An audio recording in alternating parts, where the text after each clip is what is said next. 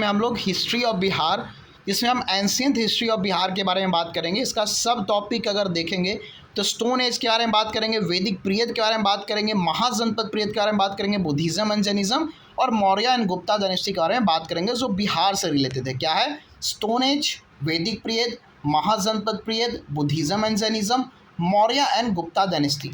तो सबसे पहले बात करें sources of history of ancient history. Source क्या है हमारा एंशियंट हिस्ट्री का?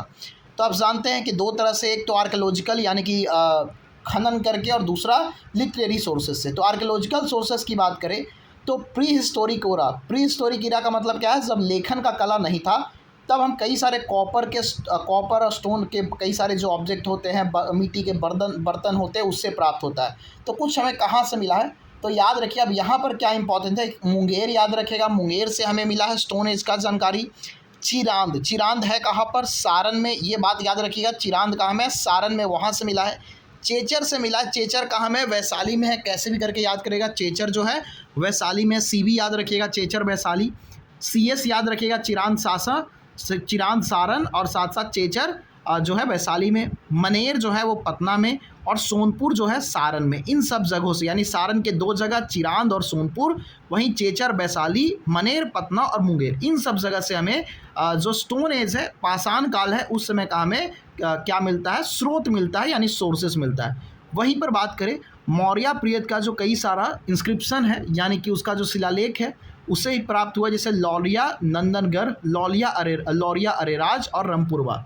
ठीक है, लौरिया नंदनगढ़, लौरिया अरेराज एंड रामपुरवा, इन सब जगहों से भी प्राप्त होता है। वहीं पर अगर हम कुछ मोनुमेंट के बारे में बात किया जाए तो बराबर की गुफाएं, राजगीर, नालंदा, पाटलिपुत्र और विक्रमशिला के कई सारे जो स्मारक हैं, ठीक है, वहाँ से हमें प्राप्त हुआ है।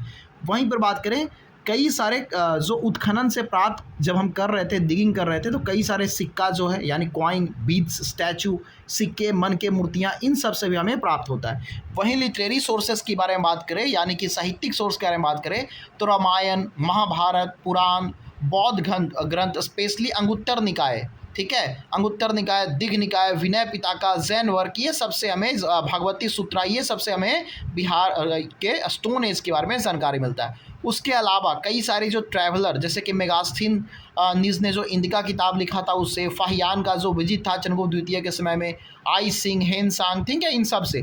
उसके बाद कौटिल्य का जो अर्थशास्त्र है, ये सब से भी हमें जानकारी प्राप्त होता है about the ancient history of Bihar. तो ये तो हमने सोर्सेज देख लिया।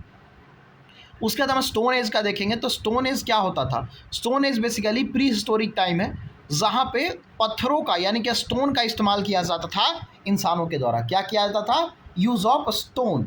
Stone were use by humans. ये आप जानते हैं कि स्टोन का क्या किया जा रहा था? मानव के द्वारा इस्तेमाल किया जा रहा था। किस लिए? हंटिंग करने के लिए।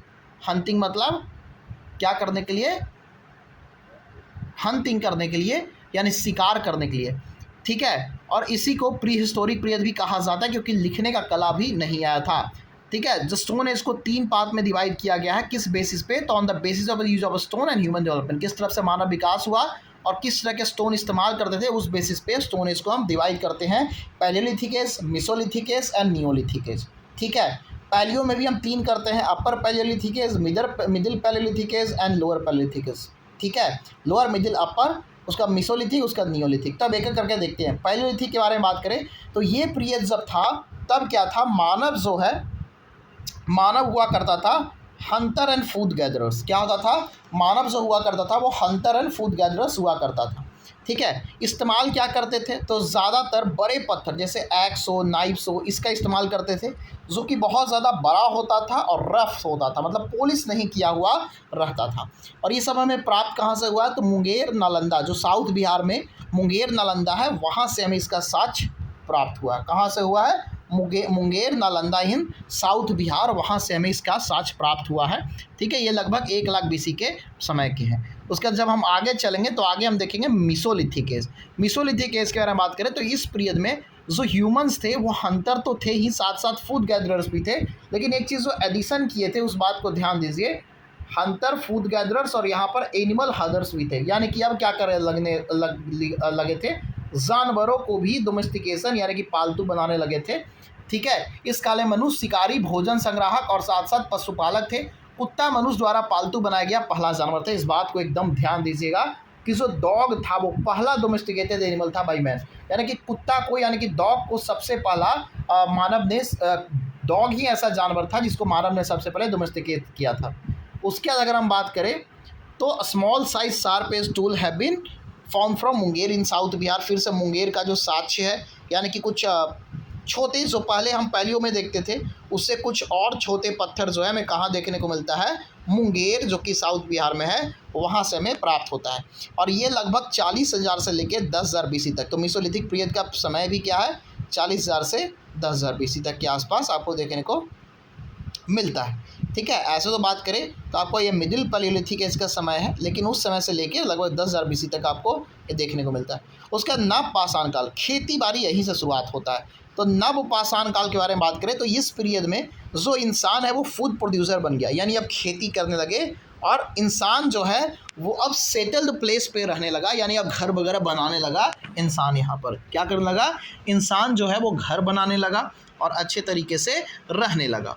क्लियर है। अब आगे चलते हैं, आगे से हम बात करते हैं तो न्यूलिथिक पीरियड के बारे में हमें कहाँ से जानकारी प्राप्त होता है, तो प्लेन्स ऑफ बिहार से हमें जानकारी प्राप्त होता है। ठीक है, कई सारे जो प्लेन्स ऑफ बिहार है, टूल्स जो हमें कहाँ से, चिरांद, सारण, ठीक है, कहाँ से मिलता है, फिर से ध्यान दीजिएगा, चिरांद सारण में, चेचर वैशाली में, मंदेर पटना में। और यहाँ तक तो आपको याद था कि चिरांद सारण में है, चेचर वैशाली में है, मनेर जो है वो पटना में, ये भी याद था। अब एक और नाम आ गया न्यूलिथिक साइट का, वो है सनवार। सनवार कहाँ में है, तो रोहतास में है। ठीक है, उसके बाद बात करें, कई सारे हमें केव पेंटिंग्स भी मिलते हैं, जैसे कि कैमूर हिल से और साथ साथ नवादा और जमुई से। यहाँ से हमें केव पेंटिंग का भी साक्ष्य मिलता है। क्या मिलता है, केव पेंटिंग का साक्ष्य मिलता है हमें कैमूर से और साथ साथ नवादा एंड जमुई से। इस बात को भी याद रखिएगा। और इसका समय सीमा की बात करें तो ये लगभग 2500 बीसी के समय का आपको देखने को मिलता है। तो न्यूलिथिक पीरियड में हमने क्या देखा, फूड प्रोड्यूसर थे, साथ साथ ह्यूमन ने परमानेंट सेटलमेंट भी करने लगे, एक अस्थायी जगह पे बस्तियों में रहने लगे। ठीक है, प्लेन ऑफ बिहार से मिलता है, इसका साक्ष्य हमें बोन स्टोन, और बोन का साक्ष्य हमें कहाँ से मिलता है, चिरांद से, चेचर से, मनेर से, सनौर से। ठीक है, सनौर रोहतास में है, चिरांद सारण में है, चेचर वैशाली में है। ठीक है, मनेर पटना में। केव पेंटिंग आपको कैमूर से, नवादा, जमुई, ये सब मिलता है। तो इस बात को आप बिल्कुल याद रखिएगा, इसमें कोई इफ एंड बात नहीं है। अगला बात करें कॉपर पीरियड, जिसको चैल्कोलिथिक पीरियड कहा जाता है। तो चैल्कोलिथिक पीरियड के बारे में अगर हम ध्यान देते हैं तो चैल्कोलिथिक पीरियड के बारे में हमें चिरांद, सोनपुर, तारादी, चेचर, मनेर, सनौर, इन सभी जगह से हमें इसका साक्ष्य प्राप्त होता है। और इसमें कॉपर का इस्तेमाल हमने देखना स्टार्ट कर दिया था। किसका, यूज़ ऑफ कॉपर। ठीक है, और स्वाभाविक सी बात है, नाम है चैल्कोलिथिक पीरियड, तो यूज़ ऑफ कॉपर आपको देखने को मिलेगा। और ये लगभग 1000 बीसी के आसपास से हमें इसका साक्ष्य प्राप्त होता है। उसके बाद आगे चलेंगे वैदिक पीरियड। तो वैदिक सिविलाइजेशन जो है वो इस्टेब्लिश किया गया था किसके द्वारा, आर्यंस के द्वारा। ठीक है, क्योंकि उसका जो सिविलाइजेशन है वो किस पे बेस्ड था, वेदास पे बेस्ड था। ठीक है, ये जो सिविलाइजेशन था वो वेदास पे बेस्ड था, इसलिए इसे कहा जाता है वैदिक पीरियड। अब वेदा पीरियड जो दो प्रकार के हैं, ऋग वैदिक पीरियड एंड लेटर वैदिक पीरियड। ऋग वैदिक पीरियड को अर्ली वैदिक पीरियड भी कहते हैं। तो वैदिक पीरियड को दो भागों में विभाजन किया गया, इस बात को ध्यान दीजिएगा। पहला आपको नज़र आता है वो अर्ली वैदिक पीरियड है, जो आपको 15,000 से लेके 1,000 बीसी तक है। और दूसरा आपको देखने को मिलता है लेटर वैदिक पीरियड, जो 1,000 से लेके 600 बीसी तक है। फिर से देखिएगा, जो अर्ली वैदिक पीरियड है वो 1500 से लेके 1,000 तक है, और जो लेटर वैदिक पीरियड है वो आपको दिखेगा 1,000 से लेके 600 बीसी तक। तो ये हमने वैदिक पीरियड को समझा। अब आगे चलते हैं, तो जो प्री वैदिक है यानी अर्ली वैदिक पीरियड है, ठीक है, उसको ऋग वैदिक पीरियड भी कहा जाता है। लेकिन यहाँ पर बहुत ही इंपॉर्टेंट चीज़ आपको बताने वाले हैं, ठीक है, कि Rig Vedic civilisation did not extend into Bihar region. बहुत इंपॉर्टेंट है, बहुत इंपॉर्टेंट है कि अर्ली वैदिक पीरियड है, यानी कि जो ऋग वैदिक पीरियड है उसका जो साक्ष्य है आपको बिहार में देखने को नहीं मिलता है। क्या याद रखना है कि जो ऋग वैदिक का साक्ष्य है वो आपको बिहार में देखने को नहीं मिलता है। वहीं पर अगर हम बात करें इन द लेटर वैदिक पीरियड, जो आर्यन है वो एक्सपैंड करते हैं और बिहार के रिवर तक पहुंचते हैं। तो बिहार में कहाँ तक पहुंचते हैं, गंडक रिवर तक। तो याद रखिएगा, इस बात को ध्यान दीजिएगा कि जो ईयरली वैदिक पीरियड है वो आपको नहीं दिखता है बिहार में, और जो लेटर वैदिक पीरियड है वो गंडक नदी तक आपको बिहार देखने को मिलता है। उसके बाद जो फर्स्ट मेंशन है ज्योग्राफिकल एरिया ऑफ बिहार वो आपको सतपथ ब्राह्मण में देखने को मिलता है, ठीक है, जो कंपोज हुआ था 800 बीसी में, ठीक है, लगभग 800 बीसी में सतपथ ब्राह्मण कंपोज हुआ था। और ज्योग्राफिकल एरिया यानी कि जो बिहार का क्षेत्र है उसके बारे में सबसे पहला जानकारी आपको सतपथ ब्राह्मण में ही देखने को मिलता है।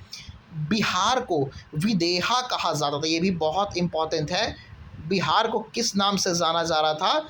विदेहा के नाम से जाना रहा था, ठीक है। इसका मतलब क्या होता है? तिरहुत मिथिला रीजन, जहाँ के राजा जनक थे ना, तो तिरहुत मिथिला रीजन को विदेहा कहा जा रहा था, ठीक है, सतपथ ब्राह्मण में। और इस क्षेत्र के बारे में सबसे पहले सतपथ ब्राह्मण में ये बातें कही गई थी।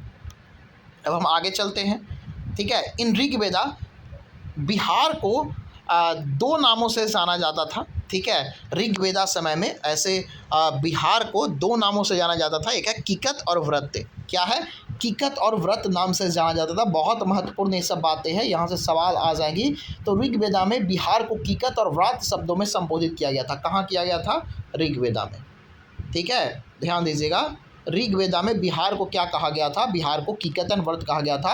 वहीं पर एक और फैक्ट है, वराह पुराण में किकत का मतलब इम्प्योर क्षेत्र होता है, यानी कि अपवित्र क्षेत्र। यानी कि ध्यान से देखिएगा, जो किकत और व्रत कहा गया था ऋग्वेदा में, ठीक है, और जो वाराह पुराण है उसमें कीकत का मतलब होता है इम्प्योर यानी कि अपवित्र स्थल। उसके बाद हम चलते हैं महाजनपद काल में, यानी कि महाजनपद पीरियड की हम बात करते हैं। तो इनिशियली जो क्या है महाजनपद पीरियड की अगर हम बात करें तो स्मॉल ट्राइब्स हुआ करते थे। क्या होता था? स्मॉल ट्राइब हुआ करते थे, और वही उनका पॉलिटिकल सेंटर के रूप में भी काम करते थे, ठीक है, पॉलिटिकल सेंटर के रूप में भी काम करते थे। कोई समस्या? ठीक है। और बात करें तो जैसे जैसे साइज़ ऑफ ट्राइब इंक्रीज़ होते चला गया, यानी कि क्या हो रहा है, जो ट्राइब का साइज़ है वो जैसे जैसे बढ़ता हुआ चला गया, वैसे ही पॉलिटिकल राइज भी बिहार में देखने को मिलता है। उसके कारण क्या होता है कि ये ट्राइब एक्सपैंड हुए और कई सारा जना बनते हैं। क्या होता है? कई सारा जना बनते हैं, and then in the form of janapada, और फिर वो जो जना है वो और बड़ा होता है, जनपद हो जाता है, और बाद में वो महाजनपद का फॉर्म ले लेता है। बाद में क्या ले लेता है? महाजनपद का फॉर्म ले लेता है। और ये महाजनपद थे वो north India, waste India, central India सब जगह पर था। अब देखिए एक सवाल यहाँ पर आपको देखने को मिल सकता है कि साउथ इंडिया में ओनली वन महाजनपद है। कौन सा? किसी को याद आ रहा है कि ओनली वन महाजनपद जो है आपको दक्षिण भारत में देखने को मिलता है, और वो हम अभी चर्चा करेंगे उसके बारे में। वो है असमक। असमक जो है केवल वही साउथ में आपको देखने को मिलता है, बाकी सब आपको साउथ में नहीं देखने को मिलता है।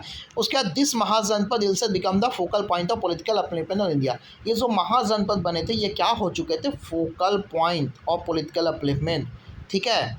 इसका मतलब क्या है कि पूरा जो पॉलिटिक्स का केंद्र हुआ करता है वो का क्या बन जाता है? तो ये सारे महाजनपद। 36 सेंचुरी की बात करें, कब की बात करें? 6 सेंचुरी बीसी के बारे में बात करें। देखिए शायद आपका हिंदी भी है, शायद आपका इंग्लिश भी है, तो आप कई सारे लोग होंगे जो इंग्लिश में हिंदी मीडियम वाले होंगे, वो इधर हिंदी में भी देख सकते हैं। मैं बोल हिंदी में ही रहा हूँ, दोनों आपको स्लाइड पर हैं, ठीक है। तो इन तो 6 सेंचुरी बीसी के बारे में बात करें तो 16 महाजनपद के बारे में जानकारी हमें दो जगह से मिला है। बुद्ध का अंगुत्तर निकाय, बुद्धिस्ट टेक्स्ट का जो अंगुत्तर निकाय है उससे हमें इसके बारे में जानकारी प्राप्त होता है। और दूसरा बात करें तो भगवती सूत्रा, किससे? भगवती सूत्रा से हमें प्राप्त होता है इसके बारे में, 16 महाजनपद के इन्फॉर्मेशन के बारे में। ये 16 महाजनपद में से 3 महाजनपद आपको बिहार में दिखेंगे। कौन सा? 3 महाजनपद। एक है वज्जी या लिच्छवी जिसका क्षेत्र है वैशाली मुजफ्फरपुर क्षेत्र। दूसरा मगध जो बहुत फेमस है, मगध पटना गया नालंदा का क्षेत्र है। और तीसरा अंग है जो भागलपुर मुंगेर का क्षेत्र हुआ करता है। तो अंग, मगध, बज्जी, ये जो 3 महाजनपद है, टोटल भारत में 16 महाजनपद है, उसमें से जो 3 महाजनपद आपको देखने को मिलेगा वो आपको बिहार में देखने को मिलता है, ठीक है। चलिए अब सब जो है हमारा महाजनपद, उसका महाजनपद और उसका राजधानी हम एक बार में जल्दी से देख लेते हैं। तो मगध की बात करें तो मगध का शुरुआती राजधानी राजगीर था, उसको गिरिवराज भी कहा जाता था। उसमें पटना, गया, नालंदा का क्षेत्र था। अंग जो है उसका राजधानी चंपा था, चंपा अंगापहंती थी बिहार के भागलपुर मुंगेर में। वज्जी संघ की बात करें वैशाली में था, बिहार का वैशाली मुजफ्फरपुर क्षेत्र। वहीं अब कुछ उत्तर प्रदेश वाला अगर हम बात करें तो आपको उत्तर प्रदेश में काशी दिखेगा जो वाराणसी में था, ठीक है। कोसल दिखेगा जो जिसका हेडक्वार्टर श्रावस्ती है, वो फैज़ाबाद उत्तर प्रदेश का क्षेत्र है। मल्ला जो है वो कुशीनगर उसका हेडक्वार्टर था, उत्तर प्रदेश के देवरिया का क्षेत्र था। ठीक है, वहीं पर वत्स की बात करें तो वत्स जो है वो आपको कौशाम्बी उसका कैपिटल दिखेगा। वत्स कौशाम्बी ये उत्तर प्रदेश प्रयागराज वाला क्षेत्र है।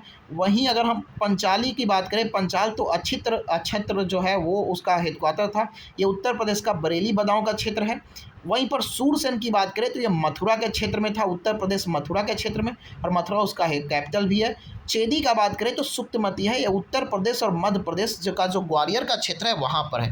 ठीक है, तो हमने उत्तर प्रदेश का बहुत सारा देखा। काशी का राजधानी कहाँ है? वाराणसी। कोसल का राजधानी कहाँ है? श्रावस्ती। मल्ला का राजधानी कहाँ है? कुशीनगर। कुरु का राजधानी वत्स का राजधानी कहाँ है? कौशाम्बी। पंचाल का राजधानी कहाँ है? अहिच्छित्र। सूरसेन का राजधानी क्या है? मथुरा। और चेदी का राजधानी क्या है? सुक्तमती। ये सब यूपी के हैं। वहीं बीच में एक है आपका कुरु। कुरु का जो राजधानी हुआ करता था वो इंद्रप्रस्थ हुआ करता था, ये दिल्ली वाला क्षेत्र है। वहीं अब कुछ मध्य प्रदेश के बारे में बात करें तो अवंती मिलता है। अवंती, उज्जैन और महिष्मती अवंती का राजधानी था, जो मध्य प्रदेश का उज्जैन का क्षेत्र है। उसके बाद मत्स्य जो है वो राजस्थान के जयपुर क्षेत्र, यानी कि मत्स्य का राजधानी कहाँ था? विराटनगर था। अस्मक केवल यही महाजनपद था जो साउथ में था। ठीक है, इसका राजधानी जो है पोतन या पोतली में था, ये महाराष्ट्र तेलंगाना का क्षेत्र है। उसका कंबोज की बात करें तो कंबोज का राजपुर था। राजा भोज, गांगुतेली का याद आता है ना, राजा भोज, तो कंबोज का राजधानी राजपुर था। ये वेस्टर्न पाकिस्तान और ईस्टर्न अफगानिस्तान में है, यानी कि पाकिस्तान अफगानिस्तान के साइड में। गंधार जो तकसीला राजधानी था उसका वेस्टर्न पाकिस्तान और ईस्टर्न अफगानिस्तान, यानी कि ये पाकिस्तान अफगानिस्तान के क्षेत्र में है। तो ऐसे आपको याद रखना है। क्लियर है? अब हम एक एक करके सभी संघ के बारे में, सभी में जो हमारा महाजनपद जो बिहार वाले हैं उसका बात करेंगे। तो सबसे पहले हम लोग वज्जी संघ महाजनपद से अब हम बात करेंगे वज्जी संघ महाजनपद का। जो वज्जी संघ है वो यूनियन ऑफ 8 स्टेट है, वो एक नहीं है, वो 8 स्टेट का संघ है, इसलिए उसे वज्जी संघ कहा जाता है और अतकुल भी कहा जाता है। उसे क्या कहा जाता है? याद रखिएगा, अतकुल। अब अतकुल, अब सबका नाम याद करना ज़रूरी है सर, तो कोशिश करिएगा याद करने का, लेकिन इतना आसान नहीं है याद करना, लेकिन फिर भी देखिए, वज्जी लिच्छवी तो याद रहेगा, जनात्रिक विदेहा, विदेहा वज्जी लिच्छवी, ये तो 3 सबको याद रखता है। ठीक है, उसका जनत्रिका, उग्रा, भोग कुरु एंड इच्छा काबू, ये 8 ऐसे जनपद थे, ये 8 ऐसे जो हैं वो सब मिल के एक वज्जी संघ बने हैं, इसलिए इसको अतकुल कहा जाता था। ठीक है, जो मोस्ट फेमस था वो है लिच्छवी। सबसे फेमस कौन था? सबसे फेमस इन आठों में लिच्छवी हुआ करता था। और लिच्छवी की राजधानी कहाँ था? लिच्छवी की राजधानी वैशाली था, और जो वैशाली सिटी है उसको किंग विशाल ने बनाया था। ठीक है, किंग विशाल ने बनाया था वैशाली सिटी को। अपार्ट फ्रॉम लिच्छवी, जो विदेहा ऑफ मिथिला है वो भी फेमस था। ठीक है, और जनत्रिका ऑफ कुंडलग्राम, वो भी मेन जनपद ऑफ वज्जी संघ था। ये सब फेमस संघ है। ठीक है, कहाँ का? वज्जी का। और वज्जी का राजधानी कहाँ था? तो वैशाली। ठीक है, लिच्छवी का भी राजधानी कहाँ है? वैशाली। अगला बात करें, Vajji Sangha Licchavi is known as first republic of the world. इस बात को भी याद रखिएगा, दुनिया का पहला गणतंत्र यानी कि पहला जो रिपब्लिक है वो वज्जी संघ को ही कहा जाता है, वज्जी या लिच्छवी संघ को कहा जाता है। अगला है, तीसरा है हमारा मगध जनपद। मगध जनपद के बारे में अगर बात किया जाए तो मगध जो सबसे पावरफुल था, मोस्ट पावरफुल, सबसे ज़्यादा ताकतवर था। जितने भी महाजनपद है उनमें सबसे ज़्यादा ताकतवर था, चाहे वो राजनीतिक मामला हो, आर्थिक मामला हो, भौगोलिक मामला हो। ठीक है, चाहे वो पॉलिटिकल हो, इकोनॉमिक हो या ज्योग्राफिकल हो, सभी मामले में क्या था? सबसे पावरफुल मगध था।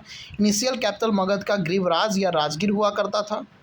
ठीक है, ग्रीवराज या राजगीर हुआ करता था, और उसको सराउंड किया गया था 5 हिल से। ये भी आपसे सवाल पूछ सकता है कि राजगीर का 5 हिल का नाम बताइए। तो रत्ना, सोना, सोना क्या है? रत्न है, तो रत्नागिरी, सोनगिरी। ठीक है, तो सोना क्या है? रत्न है, तो रत्नगिरी सोनागिरी याद रहेगा। ठीक है, उसके बाद बीभागिरी, उदयगिरी, बीभा और उदय दोनों गिर गई। ठीक है, सोना रत्न है, बीभा और उदय दोनों गिर गई, तो बीभागिरी, उदयगिरी, ये 4 हो गया। और 5वां बीपालचल। ठीक है, बीपालचल याद रखेगा, यानी कि फिर से सोचिए एक बार, रत्नगिरी, सोनगिरी, रत्नगिरी, सोनगिरी, बीभागिरी, उदयगिरी, उदयगिरी, बीभागिरी, रत्नगिरी, सोनगिरी और बीपालचल, ये 5 हिल जो है राजगीर सराउंडेड था। मगध को मेनली स्प्रेड जो है वो पटना से गया रीजन का क्षेत्र था। ठीक है, उसका डिस्क्रिप्शन ऑफ मगध और अंग महाजनपद के बारे में हमें अथर्ववेदा में भी देखने को मिलता। तो इस बात को याद रखिएगा कि मगध और अंग के बारे में हमें जानकारी अथर्ववेदा में भी देखने को मिलता है। एग्जाम में ऐसे ही सवाल आते हैं। ठीक है, अब हम बात करेंगे अंग महाजनपद के बारे में, ठीक है। तो अंग महाजनपद के बारे में बात करें तो अंग महाजनपद और वो भागलपुर और मुंगेर का क्षेत्र था। कौन सा क्षेत्र है अंग महाजनपद? भागल और मुंगेर का। और इसका कैपिटल अंग का क्या है? चंपा है, जो हम लोग ऊपर भी देखे थे, ठीक है, कि अंग का राजधानी कहाँ है? चंपा है। चंपा चमेली चली अलबेली नैना मिला के कहाँ जात बानो, तो चंपा इसका राजधानी था। और मगध रूलर बिंबिसार ने क्या किया था? इसे अनेक्स कर दिया था। और किसको हरा के? तो लास्ट रूलर इस डायनेस्टी का कौन है? याद रखिए ब्रह्मदत्त। और ब्रह्मदत्त जो आखिरी रूलर था उसको बिंबिसार ने पराजित करके मगध में मिला लिया था। तो इस बात की जानकारी आप याद रखिए। नेक्स्ट पे चलते हैं। राइज ऑफ मगध एंड इस डायनेस्टी के बारे में अगर बात किया जाए, अगर उसके बारे में देखा जाए, एक सेकंड दीजिएगा, ठीक है। तो चलिए, rise of Magadh and dynasty के बारे में अगर देखा जाए, क्लियर है? चलिए एक सेकंड दीजिएगा।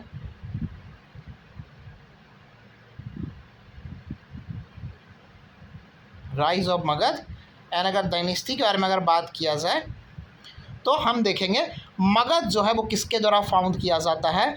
मगध जो है वो बृहद्रथ के द्वारा फाउंड किया जाता है। क्या किया जाता है? मगध का फाउंड कौन करता है? तो मगध का जो फाउंडेशन है वो बृहद्रथ के द्वारा किया जाता है, फाउंडेड बाय बृहद्रथ। और बृहद्रथ का जो बेटा है जरासंध, वो मोस्ट फेमस था रूलर ऑफ दिस डायनेस्टी, ठीक है। ये जो मगध डायनेस्टी है उसका फाउंडर कौन है? बृहद्रथ। और उसका बेटा जो जरासंध है, राजगीर में आप जरासंध का अखाड़ा भी देखे होंगे, वो बहुत ज़्यादा मोस्ट फेमस था, ठीक है, मोस्ट फेमस था।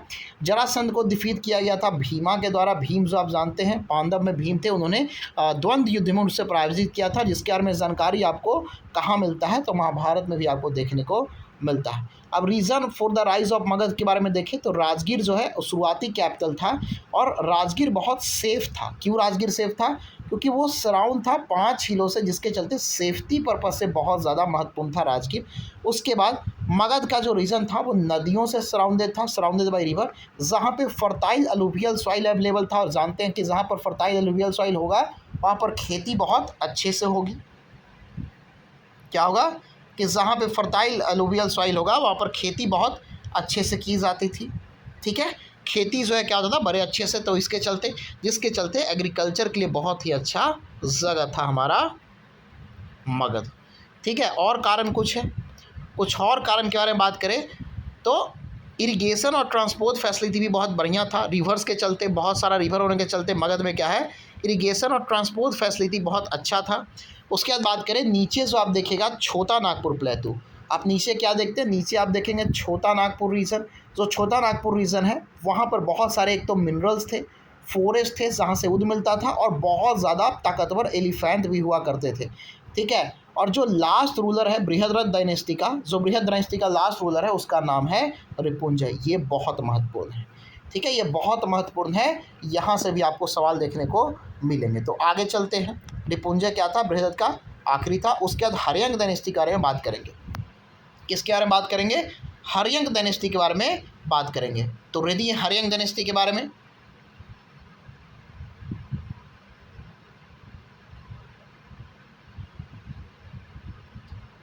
ठीक है, चलिए हर्यंक डायनेस्टी किसका चर्चा कर रहे हैं? हर्यंक डायनेस्टी का चर्चा कर रहे हैं, यस। चलिए हर्यंक डायनेस्टी, हर्यंक डायनेस्टी की बात किया जाए तो हर्यंक डायनेस्टी का फाउंडर कौन है? बिंबिसार है। और ये जो 544 से लेकर 492 BC तक, और ये जो बिंबिसार है, ठीक है, इसने 544 से फाउंड किया था। इसको रियल फाउंडर ऑफ मगध भी कहा जाता है। क्या कहा जाता है? इसको रियल फाउंडर ऑफ मगध कहा जाता है। बिंबिसार ने अपना एक्सपेंशन किया था मैरिज पॉलिसी के थ्रू। क्या किया था? इसने मैरिज पॉलिसी अपनाया था। इसकी पहला वाइफ थी कौशल देवी, जो कि कौशल की प्रिंस थी। कहाँ की राजकुमारी थी? कौशल की राजकुमारी थी। फ्रॉम दिस मैरिज उसको काशी दौरी के रूप में मिला था, ठीक है। प्रसन्नजीत से क्या मिला था? काशी उसको दौरी में प्राप्त हुआ था। उसके बाद जब हम आगे चलेंगे तो ये सेकेंड वाइफ, जो उसका दूसरी वाइफ थी, उसका नाम था चेलना। क्या नाम था उसका दूसरी वाइफ का? चेलना। चेलना जो है वो लिच्छवी की राजा चेतक की बेटी थी, ठीक है। जो चेतक था लिच्छवी का राजा, उसकी बेटी थी। उसके बाद हिज थर्ड वाइफ जो थी उसका नाम है क्षेमा। जो कि मद्रा और पंजाब की राजकुमारी थी। तो 3 राजकुमारियों से इसने क्या किया, इसने विवाह किया था। इसके चलते मैरिज अलायंस के थ्रू भी इसने क्या किया था कि अपना इम्पैक्ट बढ़ाया था। उसके बाद इसका एक फ्रेंडली रिलेशन था चंद्र प्रद्योत के साथ। जीवक नाम के फिजिशियन, बीपीएससी में क्वेश्चन भी आ चुका है, जीवक नाम के जो फिजिशियन है उनको चंद्र प्रद्योत के ट्रीटमेंट के लिए भेजा था और चंद्र प्रद्योत को जॉन्डिस हुआ था, जिसको पीलिया कहते हैं हिंदी में। बिंबिसार का मदद जो उसका डेथ है वो किसके द्वारा किया गया था, उसको हत्या उसके पुत्र अजात शत्रु के द्वारा किया गया था। इसलिए इस डायनेस्टी को पितृहंत सोसाइटी भी कहते हैं। सब एक दूसरे को करेंगे, इस बात को आप ध्यान दीजिएगा, ठीक है। कोई समस्या हो तो बताइएगा। आई होप सारा जो जल्दी में हम लोग ख़त्म कर रहे हैं। अजात शत्रु की बात करें तो जो हमारा अजात शत्रु है, अजात शत्रु हरियंग डायनेस्टी का रूलर बनता है बिम्बिसारा को मार के। उसका रियल नेम क्या था, कुनिक। क्या था उसका नाम, रियल नेम कुनिक था। After the death of Bimbisara and Kaushal Devi, जो प्रसन्नजीत है वो काशी ले लेता है, ठीक है। प्रसन्नजीत टूकबैल काशी, क्योंकि अब जीजा ही नहीं रहे तो प्रसन्नजीत क्यों करेगा। अब इसके चलते क्या है कि प्रसन्नजीत का अजात शत्रु के साथ लड़ाई होता है और अजात शत्रु ने अल्टीमेटली क्या करता है कि प्रसन्नजीत को हरा देता है और फिर काशी भी लेता है और साथ साथ प्रसन्नजीत की जो पुत्री थी यानी कि इसकी जो ममेरी बहन होती है वजीरा के साथ ये विवाह भी कर देता है। क्या करता है, वजीरा के साथ विवाह भी कर लेता है। गौद प्रसन्नजीत डॉटर वजीरा, ठीक है, उसके साथ क्या करता है, विवाह करता है। उसके बाद नेक्स्ट स्लाइड में चले, ठीक है, नेक्स्ट स्लाइड में चले तो अजात शत्रु ने वज्जी संघ और मल्ला को भी हराया था, ठीक है। वज्जी और मल्ला को भी क्या करता है, अजात शत्रु डिफीट करता है। इस बात को भी याद रखिएगा। अजात शत्रु इनिशियली जो शुरुआत में वो जैनिज्म पर विश्वास करता था, बाद में वो बुद्धिज़्म के फॉलोअर हो गया था। अजात शत्रु ने फर्स्ट बुद्धिस्ट काउंसिल भी करवाया है, इस बात को एकदम ध्यान रखिएगा। कहाँ पर, तो सप्तकर्णी केव राजगीर में 483 BC, जब गौतम बुद्धा का मृत्यु हुआ था उसी समय, ठीक है। अगला बात करें हम उदायन का बात करेंगे। किसका बात करेंगे, उदायन का बात करेंगे। जब हम उदायन के बारे में बात देखते हैं तो उदायन का समय 407 से 444 था और 492 से 407 अजात शत्रु का था।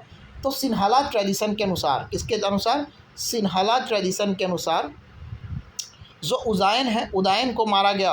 उदायन ने क्या किया था कि इसने अपना पिता को, उदायन किल्ड हिज फादर अजात शत्रु, यानी कि ये भी अपने पिता को मार रहा है। हर कोई अपने पिता की ही हत्या कर दे रहा है भाई।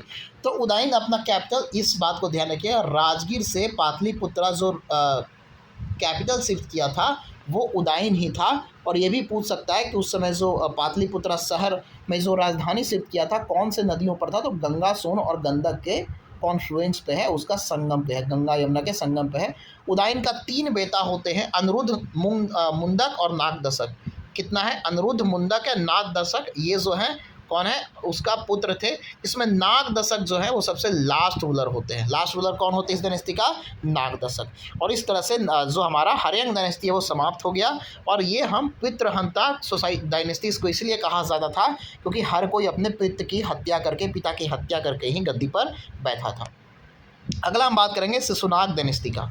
किसका बात करेंगे हम, शिशुनाग डायनेस्टी के बारे में बात करेंगे।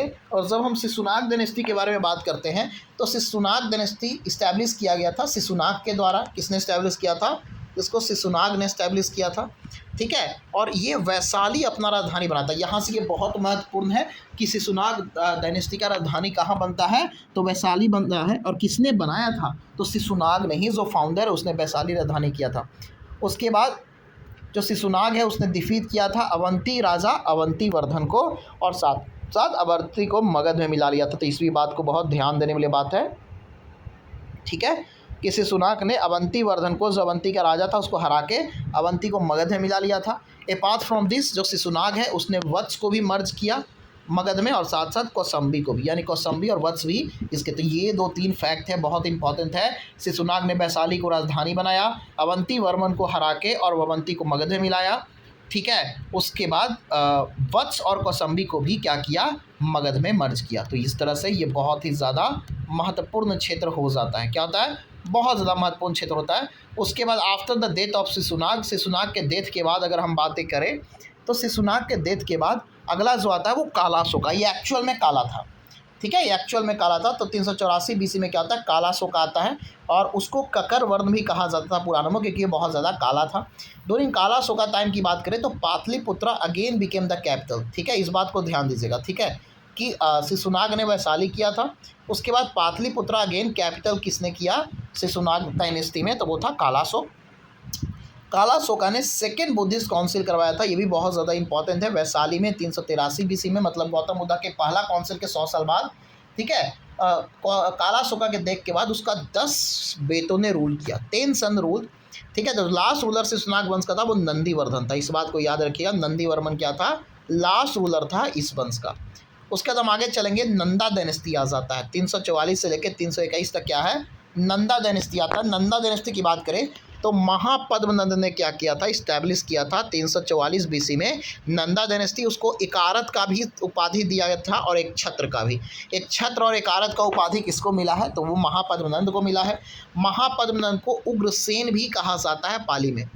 क्या कहा जाता है, पाली ग्रंथों में महापद्मनंद को उग्रसेन कहा जाता है। पुराणास में उसको सेकेंड इनकारनेशन ऑफ परशुराम कहा जाता है। क्यों कहा जाता है, कई सारे पुराना है उसमें पद्मनंद को सेकेंड परशुराम का अवतार माना जाता है, इसलिए कहा जाता है क्योंकि परशुराम ने भी क्षत्रियों की बहुत ज़्यादा हत्याएं की थी, इसने भी बहुत ज़्यादा क्षत्रियों की हत्या किया, इसके चलते महापद्मनंद ने अपना मगध एम्पायर को और एक्सपैंड किया और इसने पंचाल को हरा दिया, इच्छाकाबू को हरा दिया, काशी, यशमक, कलिंग, मैथिल, ये सबको इसने पराजित किया था। तो ये अगर आप देखेंगे तो पूरा डायनेस्टी में, मगध डायनेस्टी में सबसे पावरफुल यही था महापद्मनंद। और इसके बारे में कहा जाता है, कुछ इंपॉर्टेंट चीज़ें हैं। टिल 321 BC तक बात करें, टिल 321 BC तक मगध का एक्सपेंशन लगभग सब जगह तक हो गया था। इसका जो एक ग्रामरियर है पन्नी, जिसने अष्टध्यायी लिखा है, ठीक है, जिसने अष्टध्यायी लिखा है पन्नी, उसने क्या किया था, वो इसका दोस्त हुआ करता था महापद्मनंद का, तो इस बात को याद रखिएगा। और ये जो डायनेस्टी का आखिरी रूलर था वो था राजा धनानंद। कौन था, राजा धनानंद था आखिरी रूलर। इसी के समय में अलेक्जेंडर ने भारत पे आक्रमण किया था 326 BC में। और नंदा डायनेस्टी था, बहुत ज़्यादा अमीर था, प्रोस्पेरस था, किसमें इकोनॉमिकली और मिलिट्री, इसमें सेना ही बहुत ज़्यादा था और साथ साथ आर्थिक रूप से भी बहुत मजबूत था। इसलिए अलेक्जेंडर का जो आर्मी है वो कहा था कि हम रिफ्यूज़ कर दिया था, यानी कि हम जो है वो रिवर को, जो ब्यास रिवर है, ब्यास रिवर नहीं क्रॉस करेंगे, क्योंकि उनको मगध की आर्मी से क्या था, बहुत ज़्यादा डर था, मगध का जो मिलिट्री पावर है उससे डर था। आगे चलते हैं, ठीक है, आगे चलते हैं, हम एंशिएंट हिस्ट्री का करें तो धनानंद ने क्या किया था कि इंसल्ट किया था एक ब्राह्मण को, जिनका नाम है चाणक्य। उनको बहुत सारे नामों से जाना जाता है, कौटिल्य भी कहा जाता है, ठीक है, उन्हें विष्णुगुप्त भी कहा जाता है, उनको चाणक्य भी कहा जाता है, ठीक है। तो चाणक्य जो है उसके कोर्ट में थे और चाणक्य ने क्या किया था कि धनानंद को मरवा दिया था और उसका चंद्रगुप्त मौर्य की मदद से, और नंदा डायनेस्टी फॉल होता है और अगला आता है चंद्रगुप्त मौर्य के लीडरशिप में मौर्य वंश। तो एक बार हम मौर्य वंश को भी देख लेते हैं, ठीक है। तो चलिए मौर्य वंश को देखते हैं।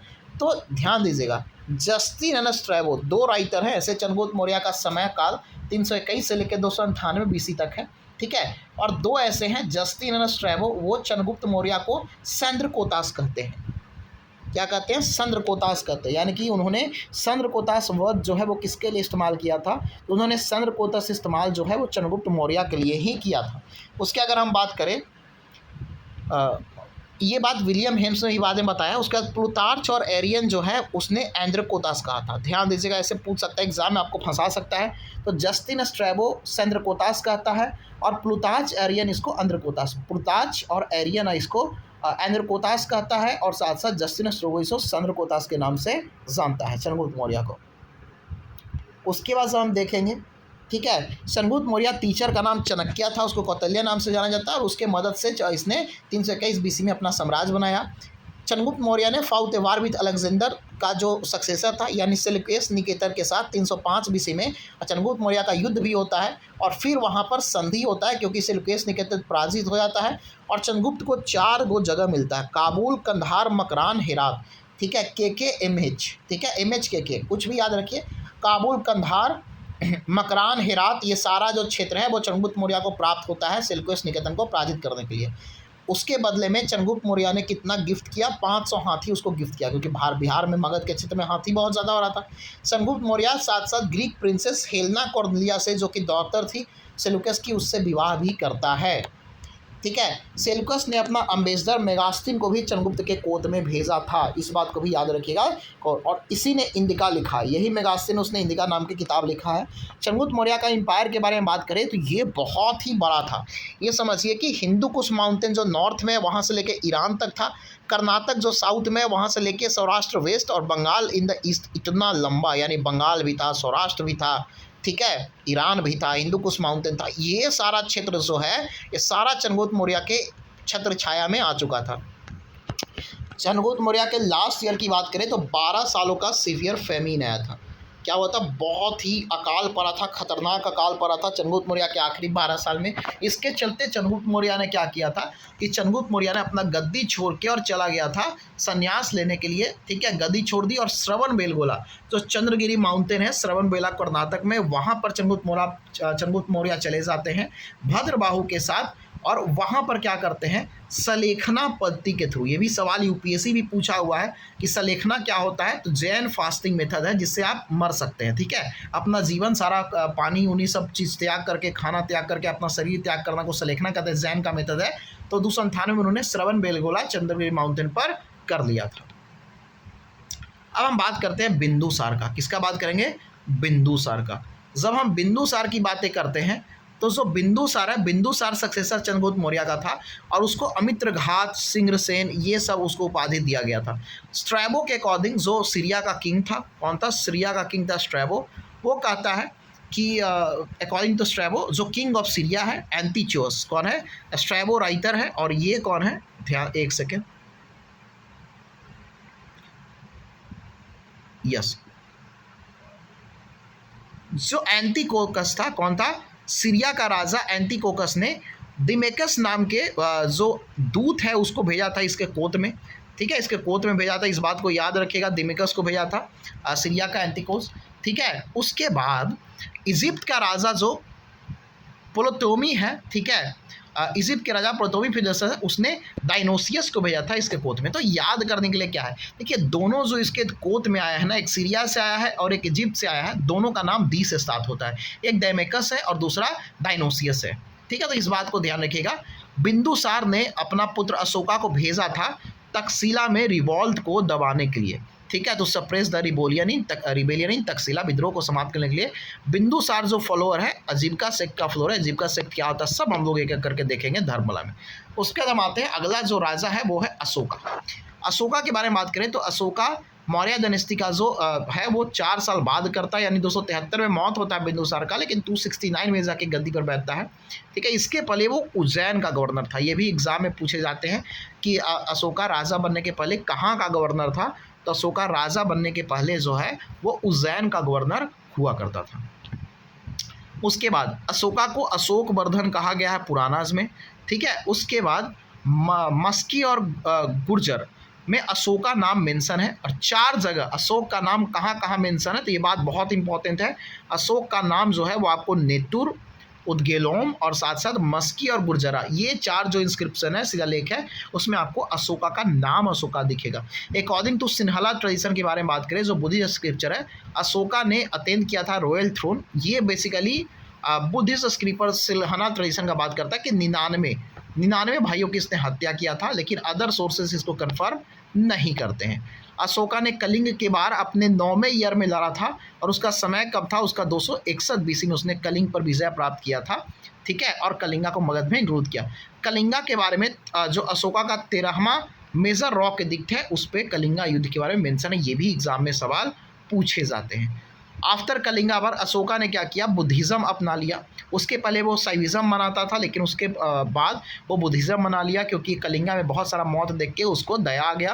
अकॉर्डिंग टू दिव्यवंदन कहा जाता है कि जो उपगुप्त है उसने अशोका को इनिशिएट किया था कि आप बुद्धिज़्म में आ जाइए, और दिव्यवंदन जो ग्रंथ है बुद्धिज़्म का उसके अकॉर्डिंग कहा गया, क्या कहा गया कि उपगुप्त नाम के व्यक्ति ने क्या किया था?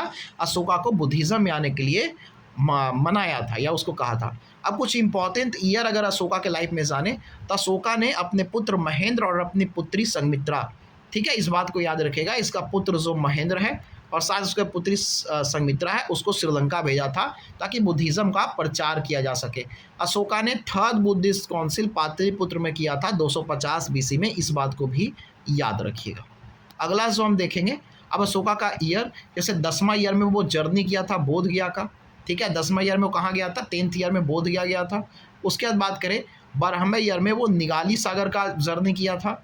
उसके बाद अगर हम बात करें 13वें ईयर में उसने धमा इन रॉक एडिक्ट लिखा था कि धमा का बारे में लिखा, ठीक है, कलिंगा बार के।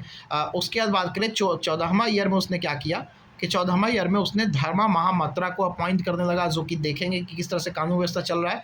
और 20वां ईयर में वो लुम्बिनी गया था, ठीक है, और लुम्बिनी जाके टैक्स को 1/8 रिड्यूस किया था, कम किया था, और वो आप रोमन देई के इंस्क्रिप्शन में आप देखते भी हैं, ठीक है, इससे सवाल भी बनते हैं। अगला है अशोका रूल्ड किया लगभग 37 सालों तक। अशोका कब तक शासन करता है, तो अशोका 37 साल तक शासन करता है और दायित्व हुआ था 232 बीसी में। अशोका के बाद 10 सक्सेसर आए जिसमें नाम तो सब याद नहीं हो सकता लेकिन कोशिश करेगा। कुणाल, बुद्धपलिता, इंद्रपलिता, दासोन, दशरथ, संपत्ति, सशुल्का, देववर्धन, शतमुन और बृहद्रथ। बृहद्रथ को याद रखिएगा, बृहद्रथ आखिरी था और दशरथ जो है वो बराबर के बनाने में उसका बराबर अब जो है बिहार में उसमें उसका योगदान था। तो last ruler of Maurya dynasty कौन था, बृहद्रथ था। और इस तरह से मौर्य वंश चलता कितने समय तक है, तो मौर्य वंश 137 साल तक चलता है और मौर्य वंश समाप्त हो जाता है। अब मौर्य का एडमिनिस्ट्रेशन के बारे में देखना ज़रूरी है क्योंकि मौर्य एडमिनिस्ट्रेशन से भी बहुत सारे सवाल आते हैं, ठीक है, मौर्य एडमिनिस्ट्रेशन से भी क्या है बहुत सारे सवाल आते हैं। तो मौर्य एडमिनिस्ट्रेशन के बारे में अगर बात किया जाए, ठीक है, किसके बारे में बात किया जाए, मौर्य एडमिनिस्ट्रेशन के बारे में हम बात करके देखते हैं। तो जब हम मौर्य एडमिनिस्ट्रेशन के बारे में बात करेंगे तो सेंट्रल जो है सेंट्रल एडमिनिस्ट्रेशन है वो इस्टेब्लिश किया गया था मौर्य पीरियड में, यानी कि पूरा जो कंट्रोल होगा वो किसके हाथ में होगा, सेंटर यानी केंद्र सरकार के अंदर में होगा। इन दिस सिस्टम जो राजा है वो टॉप होता था, ठीक है, चाहे वो एडमिनिस्ट्रेटिव हो, मिलिट्री हो, जुडिशियल हो, वो सारा किसके अंदर में होता था। तो पूरा पावर जो है पावर किसके पास होता था, तो राजा के पास होता था। इन मौर्य पीरियड जो एम्पायर है उसको डिवाइड किया जाता था। अब ये भी बहुत महत्वपूर्ण है, देश या राष्ट्र सेंटर को कहा जाता था, ठीक है, उसके बाद चक्र जो है वो प्रोविंस को कहा जाता था, उसके बाद विषय डिस्ट्रिक्ट, ये तो आपको याद रहेगा, ग्राम विलेज भी आपको याद रहेगा। इंपॉर्टेंट क्या है कि प्रांत जो होता था, जो प्रोविंस वो जो होते हैं उसको चक्र कहा जाता था मौर्य पीरियड में। क्या कहा जाता था, चक्र कहा जाता था मौर्य पीरियड में, इस बात को याद रखिएगा, एग्जाम में गलती नहीं होना चाहिए।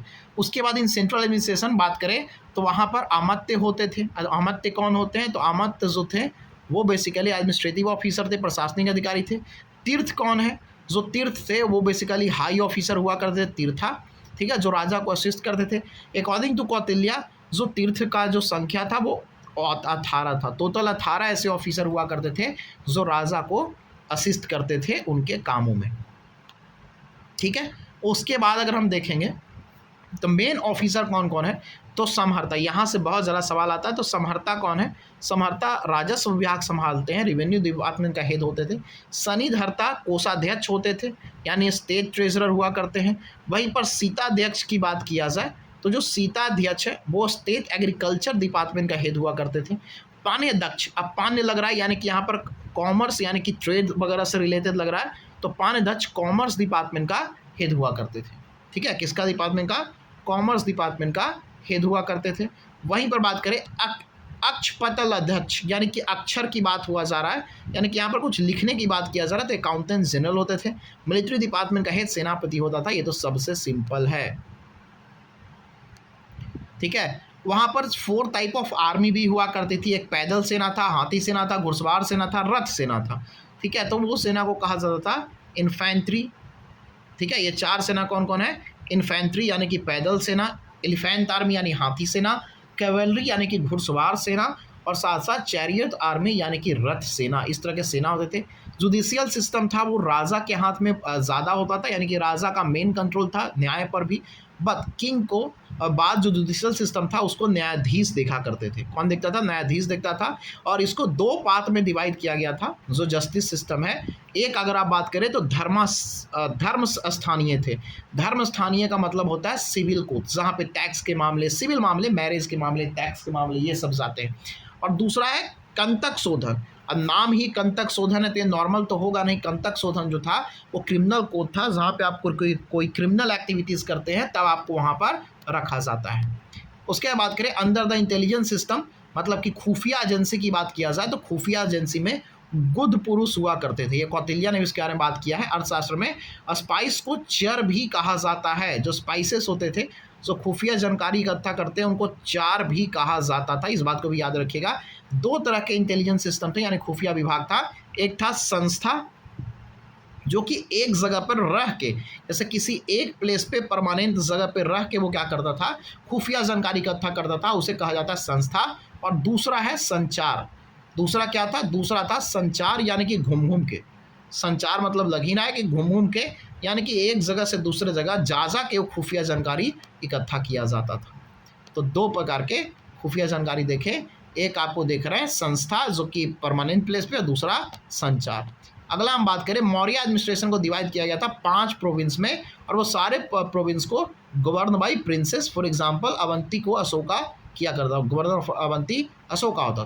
तो यहाँ पर हम देखते हैं, ठीक है, उत्तर पथ की राजधानी तक्षशिला था, दक्षिण पथ की राजधानी सुवर्णगिरी था, प्राच्य यानी कि ईस्टर्न की राजधानी पाटलिपुत्र था, यानी पाटलिपुत्र का जो प्रोविंस है उसका क्या नाम था, तो प्राच्य था।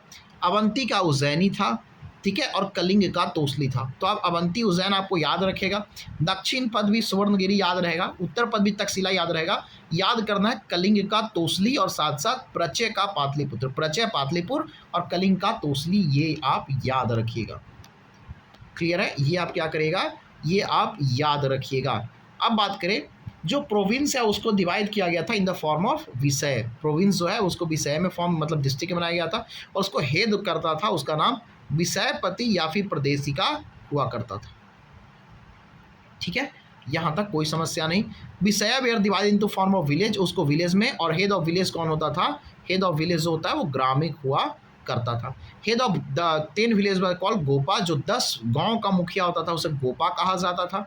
सिटी एडमिनिस्ट्रेशन में 6 कमेटी हुआ करता था, और 6 में हर में 5 मेंबर हुआ करते थे। तो टोटल मेंबर की संख्या जो है वो टोटल 30 मेंबर हुआ करते थे शहर के नगरपालिका में। और किसने इसके बारे में बताया था, तो मेगास्थीन ने इसके बारे में बताया था। तो इस बात को भी आपको याद रखना है। उसके बाद मौर्य का इकोनॉमी की बात करें तो इन द मौर्यन पीरियड जो सोर्स ऑफ स्टेट इनकम है वो सबसे मेन तो आपको एग्रीकल्चर दिखेगा, साथ साथ इंडस्ट्री और ट्रेड से भी उनका जो आय है यानी कि जो उनका इनकम है वो हुआ करता था। जो मैक्सिमम इनकम है वो ऑब्टेन होता था एग्रीकल्चर से, और वो कितना लिया जाता था, तो लगभग 1/6 of the produce as a tax was obtain on agriculture. Government का जो लैंड होता था उसे सीता भूमि कहा जाता था। ठीक है, गवर्नमेंट लैंड को क्या कहते थे, सीता भूमि कहा जाता था। अब हम चलेंगे 1/10 टैक्स है वो हम इंडस्ट्री से भी लगा देते हैं, 1/6 जो है हम एग्रीकल्चर से, और 1/10 जो टैक्स है वो कहाँ से लगाया जाता था, वो इंडस्ट्री एंड ट्रेड से लगाया जाता है। कहाँ से, इंडस्ट्री एंड ट्रेड से लगाया जाता। जो मोस्ट फेमस ट्रेडिंग पोर्ट था मौर्य पीरियड का वो भरूच था जो गुजरात में है। ठीक है, तो मोस्ट फेमस मौर्य पीरियड का ये बंदरगाह हुआ करता था, ये पोर्ट हुआ करता था। जो डेथ पेनाल्टी था वो भी, अगर आप टैक्स नहीं देते हैं, अगर आप टैक्स की चोरी करते हैं, कर की चोरी करते हैं, तो आपको मृत्यु दंड भी दिया जा सकता है। ऐसा तब इस तरह का भी प्रावधान देखने को मिलता है। सोशल सिस्टम की बात करें तो कौटिल्य के अनुसार मौर्य सोसाइटी 4 क्लास में, ठीक है, ब्राह्मण, क्षत्रियाज, वैश्याज, शूद्राज, यानी कि ये 4 क्लास में बताते हैं कौटिल्य। वहीं पर अगर हम बात करें 7 क्लास के बारे में मेगास्थीन बात करता है। ठीक है, 7 क्लास के बारे में मेगास्थीन बात करता है। तो ये ध्यान रखिएगा, मेगास्थीन कहता है कि मौर्य पीरियड में 7 क्लासेस था। ये क्लास पर जा रहे थे जिसमें philosopher, farmer, herdsman, artisan, soldier, magistrate and councillor, ये सब कास्ट के बारे में बात की है। वहीं पर जो कौटिल्य थे, कौटिल्य ने कहा कि मौर्य में बस 4 कास्ट है। ठीक है, ब्राह्मण, क्षत्रियाज, वैश्याज एंड शूद्राज। इस बात को आप ध्यान देके याद रखिएगा। अकॉर्डिंग टू कौटिल्य स्लेवरी था। ठीक है, कौटिल्य कहते हैं कि स्लेवरी था यहाँ पर, यानी कि दास प्रथा थी, लेकिन मेगास्थीन कहता है कि यहाँ पर दास प्रथा नहीं था। ठीक है, मेगास्थीन कहता है ऐसा दास प्रथा नहीं था। मे भी इस कारण से भी हो सकता है कि जिस तरह से स्लेवरी यूरोप में था, हो सकता है भारत में उस लेवल का स्लेवरी नहीं था, इसके चलते उसको ये लगा ही नहीं कि यहाँ दास व्यवस्था है। क्लियर है। महिलाओं की अगर स्टेटस के बारे में बात करें तो पोजीशन ठीक था महिलाओं का। ठीक है। महिलाओं का स्टेटस कैसा था? गुड था, लेकिन फिर भी हमें प्रोस्टिट्यूशन यानी कि वैश्यावृत्ति के साक्ष्य यानी कि एविडेंस प्राप्त हो जाते हैं। ड्यूरिंग दिस पीरियड वीमेन को क्या कहा जाता था? रूपजीवा। ठीक है, महिलाओं को क्या कहा जाता था? जो वैश्यावृत्ति करती थी उन्हें रूपजीवा कहा जाता था। ठीक है, और ये बेसिकली ये प्रोसीजर इंस्टीट्यूट वाला था, उसको रूपजीवा कहा जाता। ठीक है, अब मौर्यन आदि के बारे में हम लोग बात करें। अब हम बात करेंगे मौर्यन आदि के बारे में। मौर्य पीरियड के बारे में बात करें, बहुत सारा फॉर्म था, जैसे कि आर्किटेक्चर, स्कल्पचर डेवलप किया पावरफुल सेंट्रल अथॉरिटी के अंदर में। इसकी तरह से दो तरह के फॉर्म की हम बात करेंगे। एक बात करेंगे जिसको स्टेट पैट्रोनेज मिला था, ठीक है, उसको स्टेट आर्ट कहेंगे यानी कि गवर्नमेंट का रोल था। और दूसरा लोकल आर्टिस्ट के द्वारा बनाया गया था, ठीक है, उसको फोक आर्ट कहा गया था। यानी स्टेट आर्ट और फोक आर्ट को हम समझेंगे। तो हम अंदर स्टेट आर्ट की और बात करें तो कई सारे आर्किटेक्चर डेवलप हुए, जैसे कि बात करें रॉयल पैलेस, ठीक है, आपको देखने में कई सारे शाही पैलेस, पिलर, स्तूपा, ये सब स्टेट आर्ट में आता है। एंड केप बिहारा, ये सब। और वहीं पर in the royal art evidence of statue and pillars independent made store कैसे बनता था? तो independently made statue have been found in sculpture. ठीक है, आप कई सारा फोक आर्ट की अगर बात करें तो फोक आर्ट में आपको देखने को मिलता है स्टैचू ऑफ यक्ष एंड यक्षिणी, जैन तीर्थंकारा, ये सब लोकल लोगों के द्वारा बनाया गया था। ये स्टैचूज़ के बारे में बात किया जाए तो ये बनाया जाता है सैंड स्टोन से, बलुआ पत्थर से। किससे? बलुआ पत्थर से बनाया गया था, यानी सैंड स्टोन से बनाया गया था। इसका मेन एग्जांपल आपको कहाँ से दिखेगा? Statue of Yakshini found in Didarganj. आप यक्षिणी का स्टैचू मूर्ति देखेंगे, कहाँ पर देखेंगे स्टैचू यक्षिणी का? तो दीदारगंज में आप दीदार करेंगे इस स्टैचू का, और है कहाँ पे दीदारगंज? तो पटना के पास। ठीक है, उसके बाद जैन तीर्थंकार का एक स्टैचू आप कहाँ पर देखेंगे? तो वो आपको देखने को मिलेगा लोहानीपुर, ये भी कहाँ में है? पटना में है। तो स्कल्पचर में आप यक्षिणी आप दीदारगंज पटना से देखेंगे, और जैन तीर्थंकार का आप देखेंगे लोहानीपुर पटना से। अगला बात करें, अगला जो हमारा चैप्टर आ चुका है वो आ चुका है बुद्धिज़्म। कौन सा चैप्टर आ गया हमारा? बुद्धिज़्म का चैप्टर आ गया है। तो in the 6th century BC कई सारे जो धर्म है इमर्ज कर रहे थे ब्राह्मणिज्म के खिलाफ में। जो मोस्ट प्रोमिनेंट था बुद्धिज़्म था। बुद्धिज़्म को फाउंड किया गया था किसके द्वारा? भाई गौतम बुद्धा के द्वारा। ये तो नॉर्मल सी चीज़ें हैं।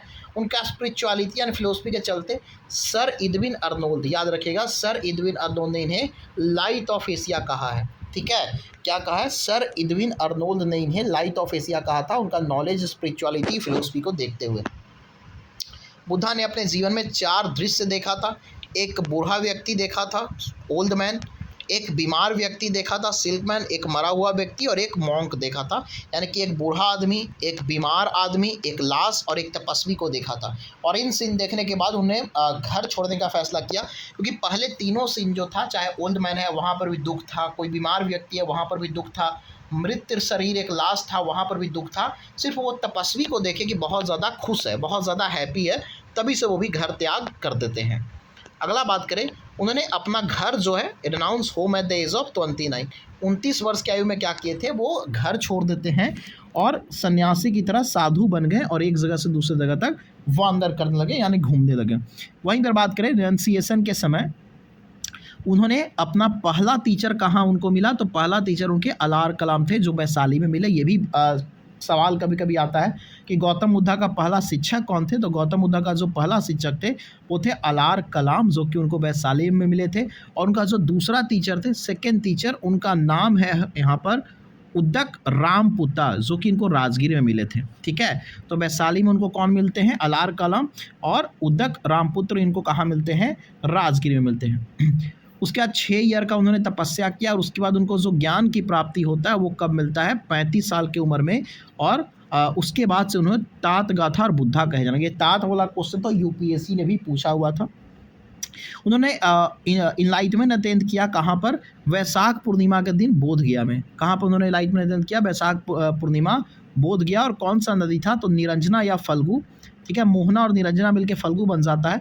ठीक है, तो निरंजना रिवर के पास यानी कि फल्गु रिवर के पास उन्हें एक पीपल ट्री के नीचे उन्होंने क्या किया? ज्ञान प्राप्त किया। बुद्ध के बारे में कुछ इन्फॉर्मेशन की बात करें तो जो फाउंडर ऑफ बुद्धिज़्म है गौतम बुद्ध है। इनका जन्म 563 बीसी का हुआ है, डेथ 483 बीसी को। इनका बर्थ प्लेस है लुम्बिनी, नेपाल में। ठीक है। उनका बचपन का नाम सिद्धार्थ था, उनका फादर का नाम सुधोधन है, उनका मदर का नाम महामाया देवी थी जिनका इनको बर्थ देते ही उनकी मौत हो गया था। इनका जो स्टेप मदर है यानी कि पालने वाली माँ है, इनकी मौसी भी लगती थी, उन्हें प्रजापति गौतमी थी। इनकी पत्नी का नाम यशोधरा है, उनका पुत्र का नाम राहुल है, इनका ब्रदर का नाम देवदत्ता है, ठीक है, हाफ ब्रदर। इनका क्लैन का नाम शाक्य क्लैन था, ये जाति से क्षत्रिय थे, ठीक है, वर्ण से। और इनका फेवरेट हॉर्स का नाम था कंथक, और इनका चैरितो जो राथी था उसका नाम चना था, और इनका और भी नाम शाक्य मुनि नाम से भी जाना जाता है। तो ये सब इन्फॉर्मेशन तो आप जान रहे हैं। उसके बाद इन्होंने 4 नोबल ट्रूथ ऑफ बुद्धिज़्म क्या था, बुद्धिज़्म में कहते हैं दुख समुदाय। दुख समुदाय का मतलब क्या होता है कि पूरा जो जीवन है वो फुल ऑफ सॉरो, पूरा दुनिया दुखों से भरा हुआ है। उसके बाद उन्होंने बोला था कि किस तरह से हम दुखों को निवारण पा सकते हैं, क्योंकि दुखों का कारण इनके हिसाब से डिज़ायर लगता था, ठीक है, कि इन्होंने कहा था कि पूरा दुनिया जो है दुख से भरा हुआ है, दुख का कारण हमारा इच्छा शक्ति है, हमें ये चाहिए, हमें वो चाहिए। और दुख का निवारण कैसे किया जा सकता है, तो जब हम अपने डिज़ायर जो है, जो हमारा इच्छा शक्ति है, अगर उसको कंट्रोल कर ले तो हम दुख से निवारण प्राप्त कर सकते हैं। और उसको प्राप्त करने के लिए इन्होंने 8 फोल्ड पाथ दिया था, जिसको कहा जाता है निरोध गामिनी प्रतिपदा, ये इन्होंने दिया था। 8 फोल्ड पाथ क्या है यहाँ पर देखते हैं। ये 8 फोल्ड पाथ जो है यहाँ से यहाँ तक आपका क्या है, 8 फोल्ड पाथ है, यानी राइट व्यूज़, सही विचार करो, राइट एस्पायरेशन, सही इच्छा रखो, राइट स्पीच यानी सही वाणी बोलो, राइट एक्शन यानी सही कर्म करो, राइट लाइवलीहुड यानी सही आजीविका, सही तरह से जीवन जियो, राइट एफर्ट यानी सही प्रयास करो, राइट माइंडफुलनेस सही ध्यान करो, और राइट कॉन्सेंट्रेशन सही एकाग्रता बना के रखो, ठीक है। बुद्धिज़्म का 3 रत्न क्या कहा जाता है उस पर ध्यान दे। तो त्रिरत्न ऑफ बुद्धिज़्म क्या है, बुद्ध संघ और बुद्ध धर्म एंड संघ, इनका त्रिरत्न है, ठीक है। बुद्धा ने क्या कौन सा पाथ अपनाने के लिए बात किया था, तो मिडिल पाथ थ्योरी अपनाइए, बहुत ज़्यादा जर्निज्म जैसा एक्सट्रीम ना हो जाइए। बुद्धा अपना सरमन कौन से भाषा में देते थे, तो पाली में देते थे, इस बात को भी याद रखिएगा, ठीक है। उन्होंने पहला सरमन कहाँ, पहला उपदेश कहाँ दिया था, सारनाथ, उसको धर्म चक्र परिवर्तन भी कहा गया। बुद्धा सबसे ज़्यादा सरमन कहाँ दिए हैं, श्रावस्ती में सबसे ज़्यादा अपना जो उपदेश है वो दिए हैं, जो कि कौशल का राजधानी था। बुद्धा का मृत्यु जो होता है 483 BC में कुशीनगर होता है, जो मल्ला की राजधानी था, और इसका एज कितना है, 80 साल में हुआ था। बुद्धिज़्म का अल्टीमेट गोल क्या था, निर्वाणा प्राप्त करना, ठीक है, निर्वाणा प्राप्त करना। अल्टीमेट गोल ऑफ बुद्धिज़्म क्या था, निर्वाणा प्राप्त करना, यानी कि नॉलेज प्राप्त करना, ठीक है। एक सेकेंड, महापरिनिर्वाणा नहीं, निर्वाणा मतलब ज्ञान प्राप्त करना। और वही जैनिज्म का क्या आप देखेंगे आगे चल के, कैवल्य, ठीक है। जो स्टोरी ऑफ बुद्धा का रीबर्थ का है कि बुद्धा बार बार पुनर्जन्म लेते हैं, वो आपको जातक स्टोरी में देखने को मिलता है। उसके बाद 10 प्रिंसिपल बिहेवियर जो बुद्ध भगवान कहते हैं कि आपको निर्वाणा प्राप्त करने के लिए आपको फॉलो करना होगा। उस 10 पाथ में अगर देखें तो कहा था कि सत्य बोलिएगा, अहिंसा, ठीक है, हिंसा नहीं करना, हिंसा कर रहना है, सच बोलना है, चोरी नहीं करना है, ठीक है, कोई भी अपगृह यानी कोई भी घर नहीं रखना है, ब्रह्मचार्य का जीवन अपनाना है, ठीक है, नाच गाने का त्याग करना है, सिंगिंग डांसिंग नहीं करना है, कॉस्मेटिक्स का इस्तेमाल नहीं करना, मतलब खुद को चेहरा पे लगाने के लिए, सजाने के लिए नहीं करना है, ठीक है। इंटॉक्सिकेंट ड्रिंक जो पीने वाले पदार्थ होते हैं उससे आपको छुटकारा मिलना चाहिए। साथ साथ ईटिंग एनिमल मिल्स यानी कि मांस मछली खाने पर इन्होंने रोक लगवाया था। साथ साथ सॉफ्ट क्लॉथ, लग्जरी बेड, ये सब मुलायम कपड़े, लग्जरी बिस्तरों का त्याग करना, ये सब ज़रूरी नहीं है।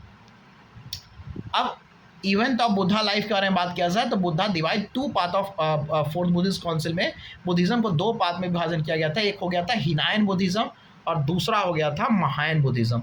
हिनायन बुद्धिज़्म एंटी चेंज है और महायान बुद्धिज़्म प्रो चेंज है। यानी हिनायन बुद्धिज़्म थे वो परिवर्तन के खिलाफ थे और महायान बुद्धिज़्म परिवर्तन के पक्ष में थे। तो 8वीं शताब्दी में क्या होता है, तांत्रिक ब्रांच एक और आता है, ठीक है। इन द 8th सेंचुरी तांत्रिक ब्रांच ऑफ बुद्धिज़्म जिसको कहा जाता है वज्रयान बुद्धिज़्म वो डेवलप होता है। क्या होता है, वज्रयान बुद्धिज़्म डेवलप होता है 8th सेंचुरी में। इसमें तंत्र मंत्र विद्या ये सब है, ठीक है। अब कुछ सिंबल के बारे में देखें तो लोटस जो है इनका क्या सिंबल है, जन्म का सिंबल है। बुल जो है उनका युवा अवस्था का चिन्ह है। और जब ये घर छोड़े थे इसको कहा जाता है महाभिनिष्कर्म, याद रखिएगा, महानिर्माणा नहीं, महाभिनिष्कर्म उसको कहते हैं। हॉर्स है क्या कि रथ पे बैठ के घर त्याग कर दिए थे। और संबोधि निर्वाणा अटेनमेंट ऑफ एनलाइटमेंट को, ज्ञान को, प्राप्ति को निर्वाणा कहा जाता है या संबोधि कहा जाता है। उसका सिंबल पीपल ट्री या बोधि ट्री है। उसका महापरिनिर्वाण, महापरिनिर्वाण मतलब डेथ होता है, वो फुटप्रिंट स्तूपा वगैरह जो है वो इनका है। ठीक है। उसके बाद धर्म चक्र परिवर्तन, जो पहला उपदेश सारनाथ में अपने 5 दोस्तों को दिए थे। ठीक है। तो उसे व्हील उससे जाना जाता है, पहिया से उसको डिनोट किया गया है। और सब बुद्धिस्ट काउंसिल के बारे में यहाँ पर इंफॉर्मेशन दिया हुआ है, तो ये एक बार देख लीजिए। ठीक है। सभी बुद्धिस्ट काउंसिल के बारे में। तो फर्स्ट बुद्धिस्ट काउंसिल 483 BC, दूसरा 383 BC, दूसरा, तीसरा 250, और जो चौथा था वो फर्स्ट सेंचुरी AD में। यहाँ तक कोई दिक्कत नहीं है। पहला राजगीर में हुआ था। ठीक है। दूसरा वैशाली में हुआ, तीसरा पाटलिपुत्र में हुआ, और चौथा है कुंदलवन कश्मीर में हुआ। तो इस बात को याद रखना है। कौन कौन इसमें राजा थे? तो पहला का अजात शत्रु राजा था, दूसरा में कालाशोका राजा था, तीसरा में अशोका राजा थे, कालाशोका फिर अशोका, और लास्ट वाला कनिष्क थे। लास्ट वाला कनिष्क। एक चीज़ और देखिए, 2 A से नाम है, अजात शत्रु अशोका और कालाशोका कनिष्क 2 K से नाम है। वाह। तो पहला अजात शत्रु राजगीर में, दूसरा कालाशोका वैशाली में, तीसरा अशोका पाटलिपुत्र में, और चौथा कनिष्क कुंदलवन कश्मीर में। उसके बाद इसका चेयरमैन कौन थे, यानी अध्यक्ष कौन थे? तो ये तो बहुत ज़्यादा जरूरी है याद करना आपको। पहला का महाकश्यप, अजात शत्रु के समय महाकश्यप थे। कालाशोका के समय में सवाकमी थे। मुगाली पुत्र तीसा जो है अशोका के समय में थे। और वासुमित्र और अश्वघोष, वासुमित्र चेयरमैन थे और अश्वघोष वाइस चेयरमैन थे। ये आपको चौथा में मिलते हैं। सब में हुआ क्या? तो पहला में हुआ था सुत पिता का विनय पिता का।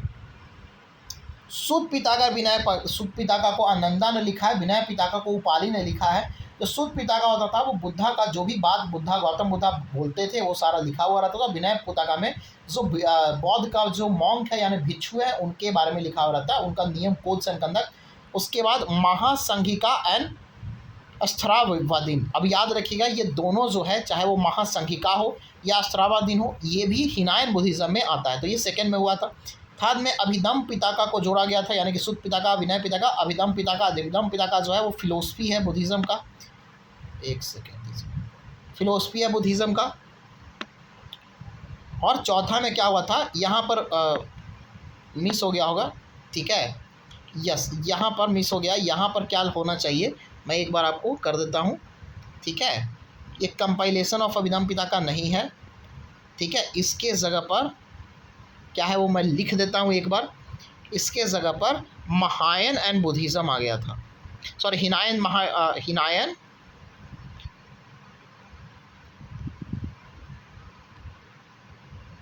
एंड महायान 2 ब्रांच बन गए थे।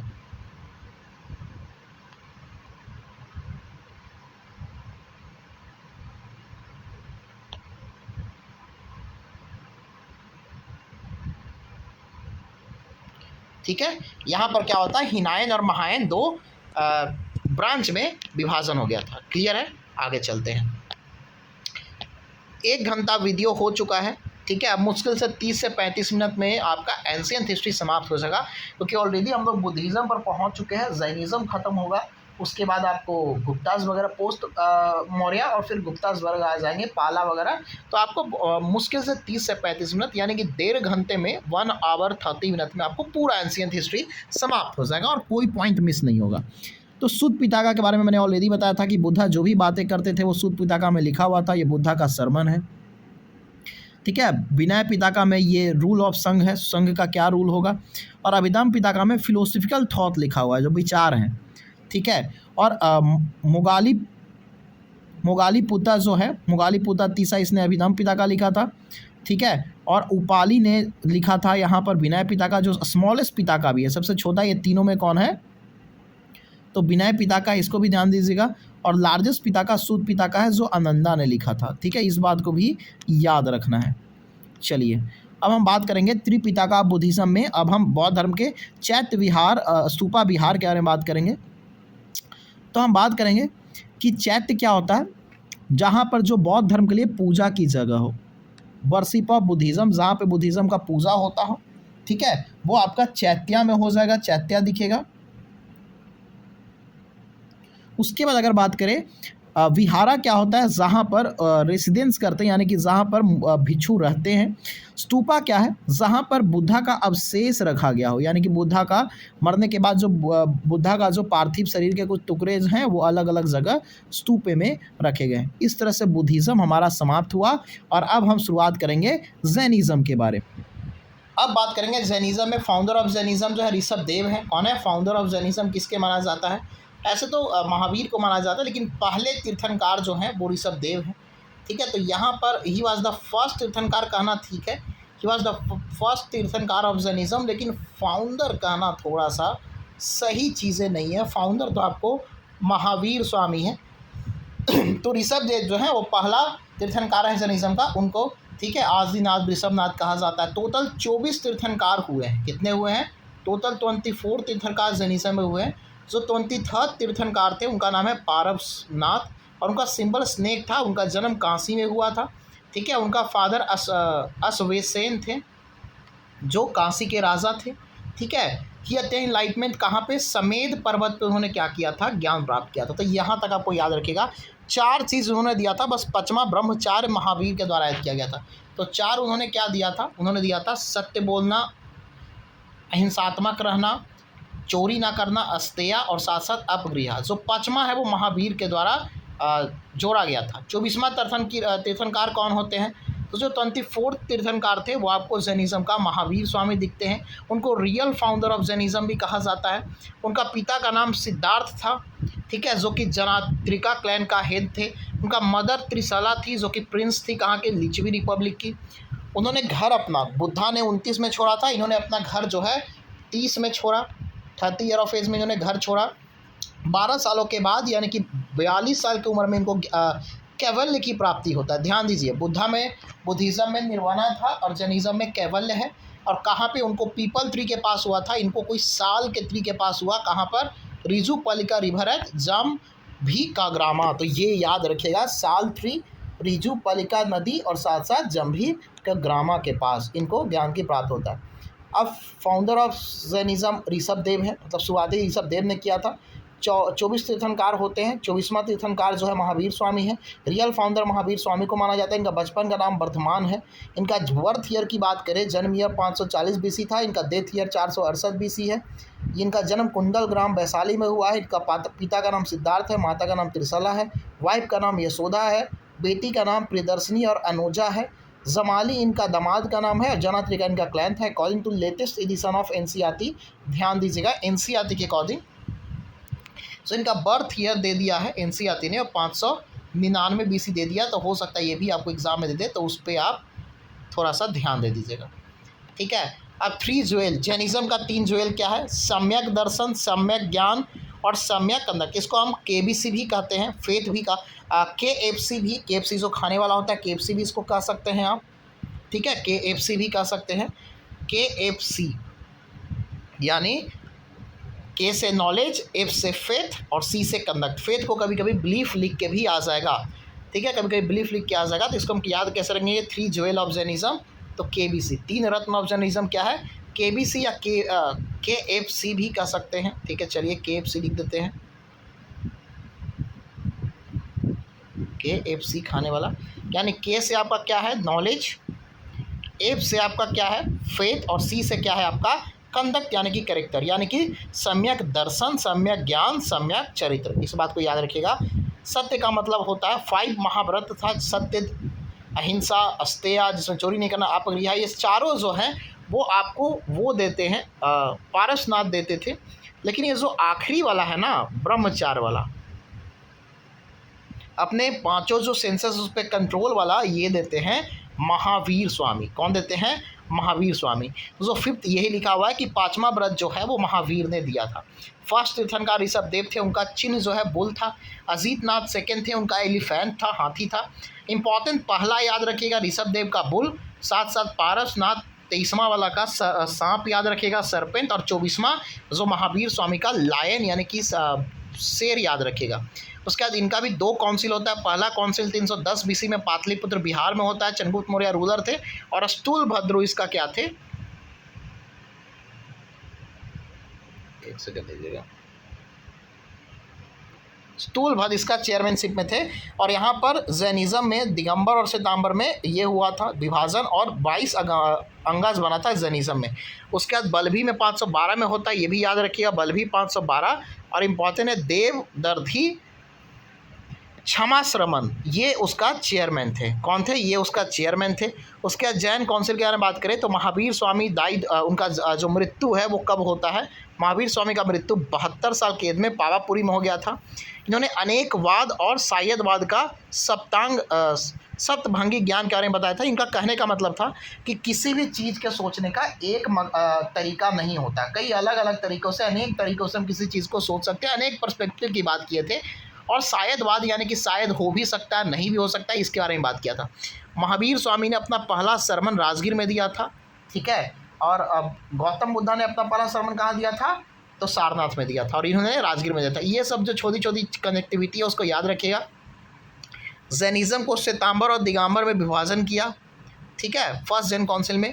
दिगंबर भद्रबाहु के लीडरशिप में रहते थे, ठीक है। दिगंबर को भद्रबाहु लीडरशिप था, जिसमें जो चाणक्य मौर्य के साथ चले गए थे कर्नाटक अकाल के चलते, ठीक है। वहाँ पर कंप्लीट न्यूडिटी होता है, यानी कि कोई वस्त्र धारण नहीं करना है, बहुत ज़्यादा स्ट्रिक्टनेस था, ठीक है।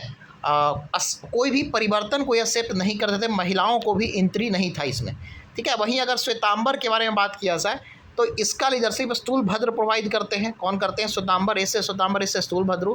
इसमें चेंज को एक्सेप्ट किया जाता है। यहाँ पर वाइट क्लॉथ पहनना होता है कि आप उजला क्लॉथ पहन सकते हैं, और रिस्ट्रिक्शन भी यहाँ पर कम था, ठीक है, देन दिगंबरा, और महिलाओं को भी यहाँ अलाउ था। अब हम बात करेंगे लेटर मौर्य पीरियड में चले जाते हैं और हम शुंग डायनेस्टी के बारे में बात करते हैं। तो शुंग डायनेस्टी का फाउंडर पुष्यमित्र शुंगा है, जिन्होंने शुंगा डायनेस्टी को 185 BC में सेटअप किया था। बृहद्रथ जो आखिरी रूलर है मौर्य वंश का, उसकी हत्या करके, ठीक है, उनकी क्या करके? उनकी हत्या करके ये बनाते हैं। उसके बाद बात करें, पुष्यमित्र शुंगा जो हैं वो एक ब्राह्मण थे। जात से कौन थे? कास्ट से वो ब्राह्मण थे, और वो बृहद्रथ के कमांडर हुआ करते थे, ठीक है। और अपने ही जो राजा है उसको हत्या कर देते हैं। पुष्यमित्र ने सेनानी का टाइटल धारण किया था।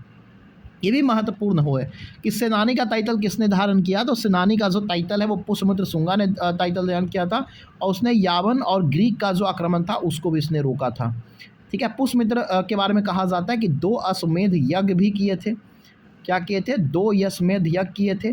और जो पतंजलि है ना, जिन्होंने योगा लिखा है, वो इसका दोस्त हुआ करते थे, ठीक है। After the death of Pushyamitra, उनका जो पुत्र है अग्निमित्रा, वो राजा बनते हैं। कौन बनते हैं? अग्निमित्रा। और अग्निमित्रा 148 BC में राजा बनते हैं। और कालिदास का जो मालविका अग्निमित्रम है वो इन्हीं पे किताब लिखा गया था, अग्निमित्रा और साथ साथ मालविका की प्रेम कहानी। The last ruler of this dynasty Devabhuti हैं। कौन है? देवभूति इस वंश की आखिरी रूलर हैं, इसको भी आप याद रखिएगा। अगला आता है कन्नब डायनेस्टी। कभी कभी क्रोनोलॉजी में भी आता है कि कौन सा डायनेस्टी मौर्य में पहले आया, मौर्य के बाद। तो पहला हमने क्या देखा था? शुंगा डायनेस्टी, उसके बाद कन्नब डायनेस्टी देख रहे हैं। कन्नब डायनेस्टी की बात करें तो कन्नब डायनेस्टी को फाउंड करने वाले जो व्यक्ति हैं उनका नाम है वासुमित्र।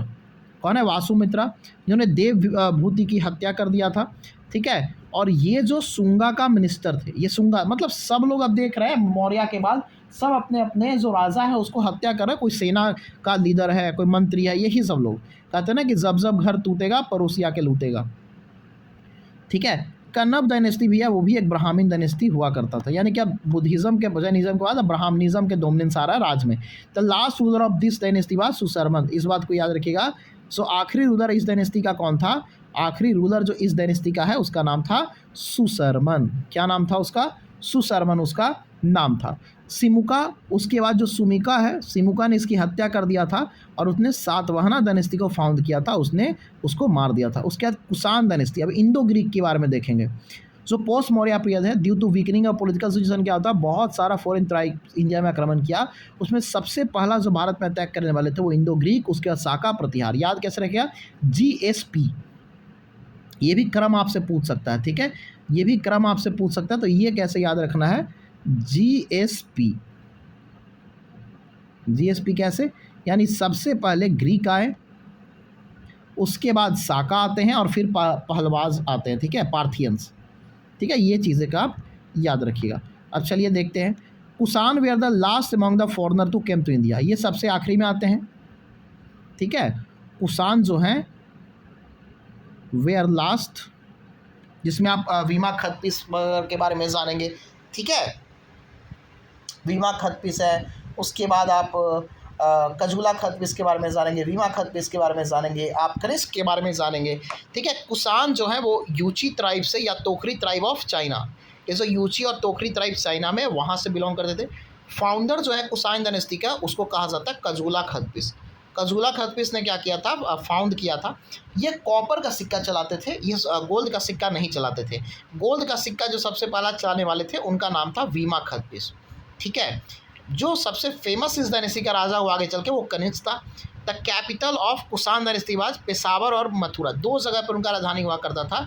एक पुरुषावर, जिसको पेशावर भी कहा जाता है, जो पाकिस्तान में है, और दूसरा मथुरा।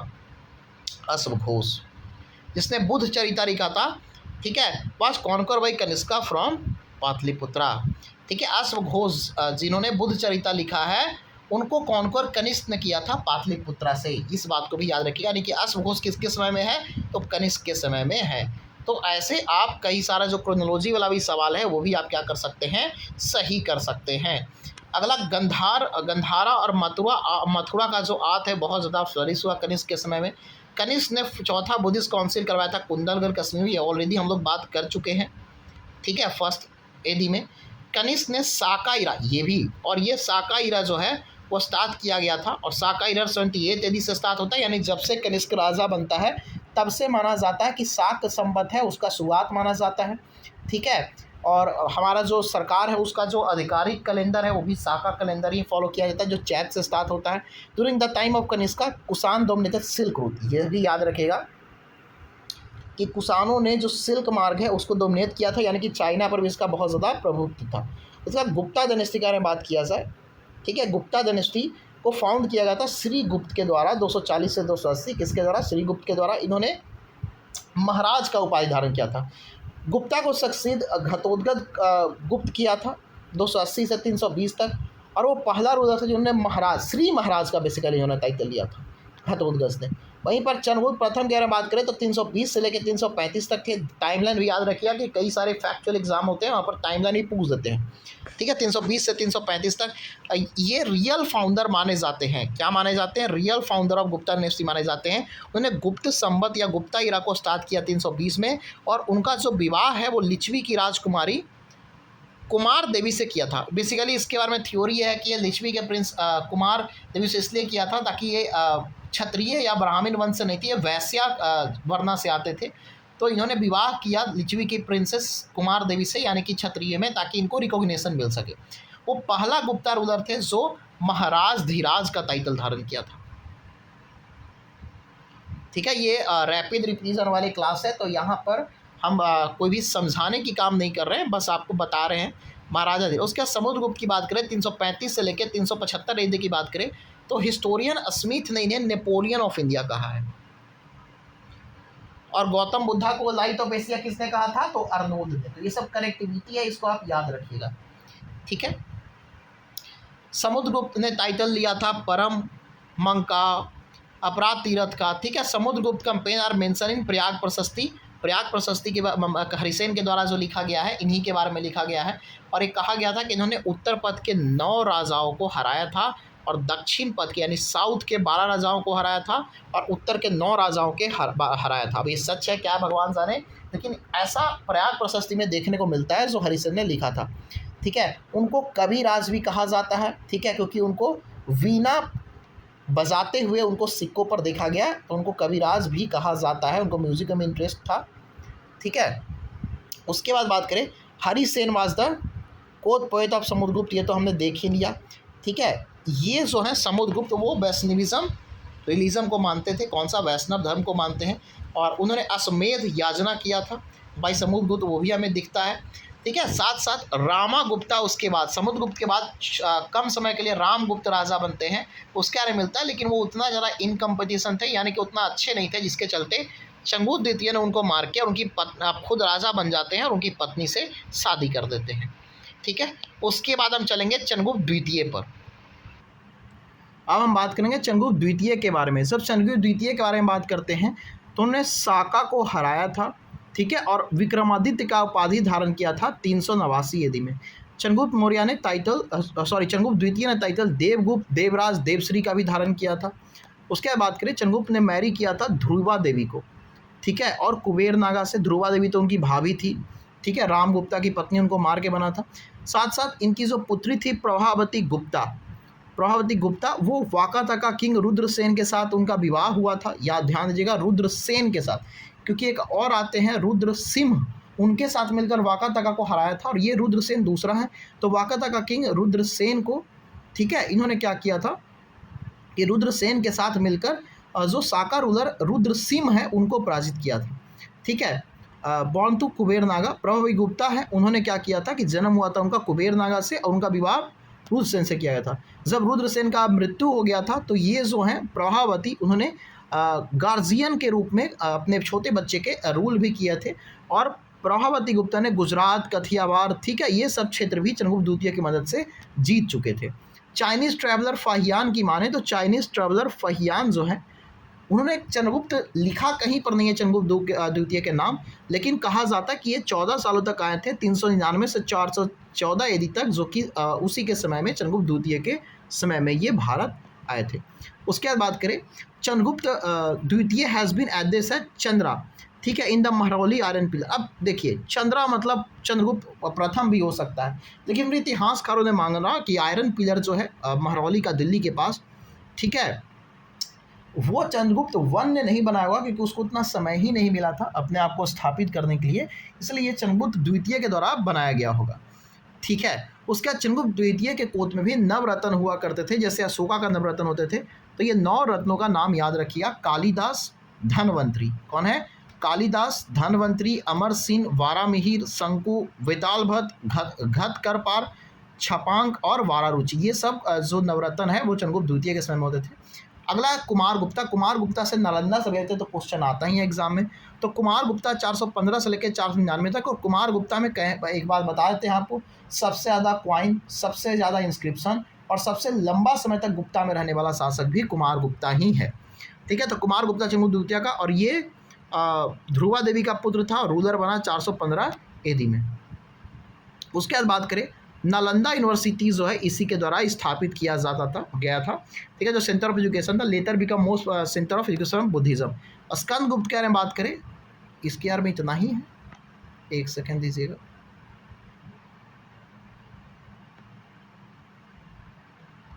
यस, तो नालंदा यूनिवर्सिटी बनाए, और एक चीज़ और ध्यान दीजिएगा, सबसे ज़्यादा कॉइन लिख देते हैं, ठीक है, ताकि आसान हो।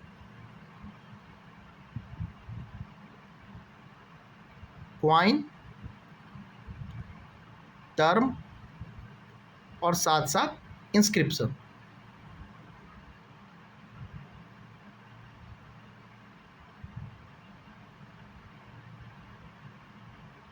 सबसे ज़्यादा इसी के समय में था, ठीक है। सबसे ज़्यादा इंस्क्रिप्शन इसका समय का मिला, सबसे ज़्यादा सिक्का इसने जारी किया, और सबसे लंबा समय तक यही रहा था। अगला बात करें स्कंदगुप्त के बारे में, किसके बारे में बात करेंगे? स्कंदगुप्त के बारे में बात करेंगे। तो जो बार्बरिक ट्राइब है सेंट्रल एशिया से, इसको हून कहा गया। हून भी 2 प्रकार के थे, एक वाइट हून थे, एक रेड हून थे। जो रेड ह्यूनास थे वो चले गए थे रोमन एम्पायर में, रोमन साम्राज्य में, और उन्होंने रोमन साम्राज्य का विघटन किया था। और जो वाइट हूनास थे वो भारत में आए थे और गुप्तों पे आक्रमण कर रहे थे। तो स्कंदगुप्त ने हराया है हूनास को, उसके बारे में हमें मिलता है, ठीक है। कहाँ पर? तो जूनागढ़ इंस्क्रिप्शन में। और हूना को मलेच कहा गया है, ठीक है। जूनागढ़ के इंस्क्रिप्शन में हूना को क्या कहा है? मलेच कहा गया। एक और इंस्क्रिप्शन है इसमें इस युद्ध के बारे में बात किया गया, वो भीतरी का इंस्क्रिप्शन में बात किया गया है। और स्कंदगुप्त ने सुदर्शन लेक जो चंद्रगुप्त मौर्य के द्वारा बनाया गया था उसको भी पुनर्निर्माण यानी रिनोवेट करवाया गया था, ठीक है। साका को शायद इसने भी हराए, इसी चलते इन्होंने भी सक्रादित्य का उपाधि धारण किया। जो गुप्ता का लास्ट रूलर है उनका नाम था विष्णुगुप्ता, ठीक है। लास्ट रूलर कौन थे? विष्णुगुप्ता। तो एक चीज़ और मैं आपको बता दूं ताकि एग्ज़ाम के पॉइंट ऑफ व्यू से इम्पोर्टेंट हो जाता है। 510 में क्या हुआ था? सती का साक्ष्य मिला था, डॉक्यूमेंटेड एविडेंस ऑफ सती। 1510 में कहाँ में? ईरान ईरान कहाँ वाला ईरान? मध्य प्रदेश वाला ईरान, ठीक है।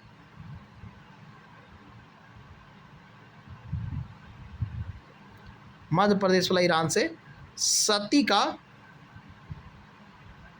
डॉक्यूमेंटेड एविडेंस मिला था, ठीक है।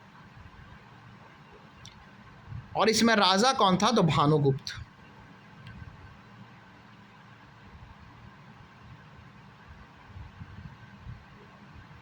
सवाल आपको कैसे भी पूछे ये आपको याद रखना है, ठीक है। चलिए आगे चलते हैं। नालंदा यूनिवर्सिटी के बारे में बात किया जा रहा है। किसके बारे में बात किया जा रहा है? नालंदा यूनिवर्सिटी के बारे में बात किया जा रहा है। तो आइए हम नालंदा के बारे में बात करते हैं। तो नालंदा यूनिवर्सिटी ग्रेटेस्ट सेंटर था एजुकेशन का बुझन में। It was establish by Kumar Gupta. ये तो आप कई बार देख लिए, किसको इस्टेब्लिश कौन कर रहा है? कुमार गुप्ता ने किया, ठीक है। बाद में इसको हर्षवर्धन और पाला रूलर ने भी इसको संरक्षण दिया था, ठीक है। साथ साथ रूलर ऑफ जावा जो बालपुत्र देव है उसने भी इसको प्रमोट किया। हेन सांग जब इस समय आया था तो वहाँ का चीफ टीचर कौन था? सीलभद्र। जब हेन सांग पहुँचा था यहाँ पढ़ने के लिए तो वहाँ का प्रोफेसर कौन थे? तो सीलभद्र थे। यूनिवर्सिटी पास मोर देन 10,000 से ज़्यादा विद्यार्थी होते थे और 1510 टीचर हुआ करते थे। सब्जेक्ट लाइफ बहुत सारे सब्जेक्ट पढ़ाया जाता था, एजुकेशन, साइंस, स्पेस, मेडिकल्स, ठीक है। स्टूडेंट को इनरोल किया जाता थ्रू इंट्रेंस एग्ज़ाम। उस समय भी सोचिए कि इंट्रेंस एग्ज़ाम होता था, यानी कि प्रवेश परीक्षा किया जाता था। द फर्स्ट इंट्रेंस एग्ज़ाम जो है वो गेट कीपर के द्वारा लिया जाता था और फिर इंट्रेंस एग्ज़ाम कंडक्टेड 3 लेवल पर ये एग्ज़ाम होता था। लोकल स्टूडेंट के अलावा बहुत सारा चाइना से, तिब्बत से, श्रीलंका से, इंडोनेशिया से, जापान से, कोरिया से, इन सब जगह से विद्यार्थी पढ़ने के लिए आते थे। क्लियर है? इन सारी जगह से विद्यार्थी यहाँ पहुँचते थे। ये यूनिवर्सिटी कम्प्लीटली फ्री रेसिडेंशियल था, यानी कि पैसा नहीं लिया जाता था और हॉस्टल में रहने का व्यवस्था भी यहाँ पर किया गया था, ठीक है। कम्प्लीटली फ्री रेसिडेंशियल एजुकेशन था और इसका खर्चा कहाँ से आता था? 200 गाँव को डोनेट किया गया था ताकि इसका फाइनेंशियल एक्सपेंस को पूरा कर सके। यहाँ पर बहुत ह्यूज लाइब्रेरी भी था, ठीक है। ये सब इन्फॉर्मेशन जनरली आपको सब जगह नहीं मिलता है, इसलिए ये सब याद रखेगा। यहाँ पर बहुत बड़ी लाइब्रेरी था इन द कैंपस। इसको बनाया गया था 3 बिल्डिंग को कंबाइन करके। सोचिए 3 बिल्डिंग को बना के लाइब्रेरी, इतना बड़ा लाइब्रेरी बनाया गया था जहाँ पर 90 लाख से ज़्यादा किताबें था, ठीक है। और ये 3 लाइब्रेरी कौन था? याद रखिएगा, रत्न नाम तीनों में है। एक है, इसको थोड़ा हाईलाइट करते हैं ज़्यादा अच्छे कलर से, तो ये जो आप देख रहे हैं ये 3 बिल्डिंग था लाइब्रेरी। एक लाइब्रेरी है रत्नारंजक, दूसरा है रत्न दाधी और तीसरा है रत्न सागर। रत्न सागर, रत्न रंजक और रत्न दाधी, ये 3 लाइब्रेरी हुआ करता था। Huge centre establish in the ancient time. First university of world, दुनिया का पहला विश्वविद्यालय माना जाता है नालंदा विश्वविद्यालय को। 2016 में क्या किया था कि नालंदा विश्वविद्यालय को यूनेस्को ने वर्ल्ड हेरिटेज साइट के रूप में भी घोषित किया है। इस बात को भी याद रखिएगा। और द सजेशन ऑफ गिवन, जो APJ अब्दुल कलाम ने 2006 में सजेशन दिया था, उसके बाद एक्ट पास किया गया 2010 में, जिसके थ्रू यूनिवर्सिटी का इसको फिर से कोर्सेज चालू किया गया 2014 से। इस बात को भी याद रखिएगा। अगला है गुप्ता एडमिनिस्ट्रेशन, ठीक है। गुप्ता का हम एडमिनिस्ट्रेशन देखने की कोशिश करते हैं। तो इन द गुप्तास के बारे में बात किया जाए तो divine right, no centralise power. यहाँ पर पावर जो था वो डिसेंट्रलाइज था, ठीक है, डिसेंट्रलाइज था। But the king had administrative, military and judicial right. Gupta period में एम्पायर को डिवाइड किया था। देश कंट्री होता था, भुक्ति प्रोविंस होता था। देखिए चक्र होता था, मौर्य में प्रोविंस, यहाँ भुक्ति हो रहा है। विषया डिस्ट्रिक्ट या ग्रामा विलेज। जो हेड ऑफ कंट्री होता था उसे भुक्ति कहा जाता था। हेड ऑफ भुक्ति वाज उपरिका, जो मतलब भुक्ति है जो प्रोविंस है उसका हेड को कहा जाता था उपारिका। और जो विषया का है तो विषयापति सब जानते हैं, ग्रामिक ये सब तो आप मौर्य में भी देखें, खाली जो अलग रहेगा उसको देखिएगा। इकोनॉमी की बात करें तो एग्रीकल्चर, इसका भी मेन सोर्सेस था एग्रीकल्चर। और कितना टैक्स 1/4 से लेके 1/6 तक लगता था एग्रीकल्चर पर। Apart from agriculture tax trade और इंडस्ट्री पर भी लगाया जाता था। Tax from receive from trade and industry, ठीक है। In the Gupta period the most important trading fact कहाँ था? ताम्रालिप्ति। ये कहाँ पर है? वेस्ट बंगाल में जो ताम्रालिप्ति बंदरगाह है सबसे इंपॉर्टेंट बंदरगाह था, ठीक है। और सबसे इंपॉर्टेंट ट्रेडिंग सिटी कौन सा था? तो वो उज्जैन था, जो कि मध्य प्रदेश में है। इन गुप्ता पीरियड गोल्ड को क्या कहा जाता था? गोल्ड वाज कॉन एज दीनार और सिल्वर को रुपया का कहा जाता था। इस बात को याद रखिएगा। अगर हम सोशल सिस्टम की बात करें यानी सामाजिक व्यवस्था के बारे में बात करें तो वर्ना सिस्टम इसमें बहुत ज़्यादा कॉम्प्लेक्स हो गया था ड्यूरिंग गुप्ता, क्योंकि कास्ट वगैरह भी आने लगा था, ठीक है। ये वर्ना सिस्टम में कास्ट सिस्टम आ गया, बहुत सारे कास्ट आ गए, जैसे कैस्टा कास्ट आ गया, ठीक है। गुप्ता पीरियड में पहली बार मेंशन है कैस्था कास्ट, जो लाला कास्ट है ना, उनके बारे में। एविडेंस ऑफ अनटचेबिलिटी भी हमें देखने को मिलता है, ठीक है। अनटचेबल जो है उनको घर मतलब लिव आउटसाइड द विलेज, गांव के बाहर रहना पड़ता था। स्लेवरी का भी डेवलपमेंट, मतलब सामाजिक तौर पर देखें, ठीक है, गुप्ता पीरियड को गोल्डन पीरियड कल्चरल एंगल से कहा जाता है, सांस्कृतिक एंगल से, इकोनॉमिक एंगल से और साथ साथ सोशल दृष्टि से बहुत अच्छा नहीं था गुप्ता पीरियड। महिलाओं की जो कंडीशन थी वो और ज़्यादा ख़राब होते चली जा रही थी इन द पीरियड। जो अब देखिए, यही बात मैंने आपको लिखवाया था कि पहला जो सती प्रथा का एविडेंस है वो ईरान इंस्क्रिप्शन भानुगुप्त के समय में हमें 510 में प्राप्त हुआ था। गुप्ता आर्ट के बारे में अगर बात किया जाए तो गुप्ता आर्ट एंड आर्किटेक्चर के बारे में बात किया जाए, पेंटिंग के बारे में, तो construction of temple Nagara style में होता था, ठीक है। Construction of cave, construction of vihara, ये सब चीज़ें भी होता था। अब एक एक करके देख लेते हैं। अब कौन कौन सा, अजंता केव जो महाराष्ट्र का है गुप्ता समय में, बाघ केव जो मध्य प्रदेश में है, ठीक है, ये गुप्ता पीरियड के समय में। पेंटिंग्स का एविडेंस हमें मिलता है, Buddhism Hinduism found in this केव।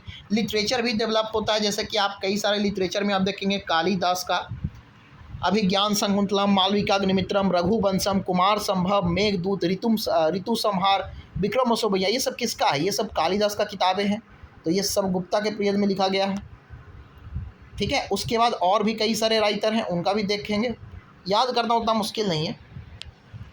विष्णु शर्मा का पंचतंत्र है, कौन है? विष्णु शर्मा का पंचतंत्र है। अमर सिम्हा का अमर कोश है।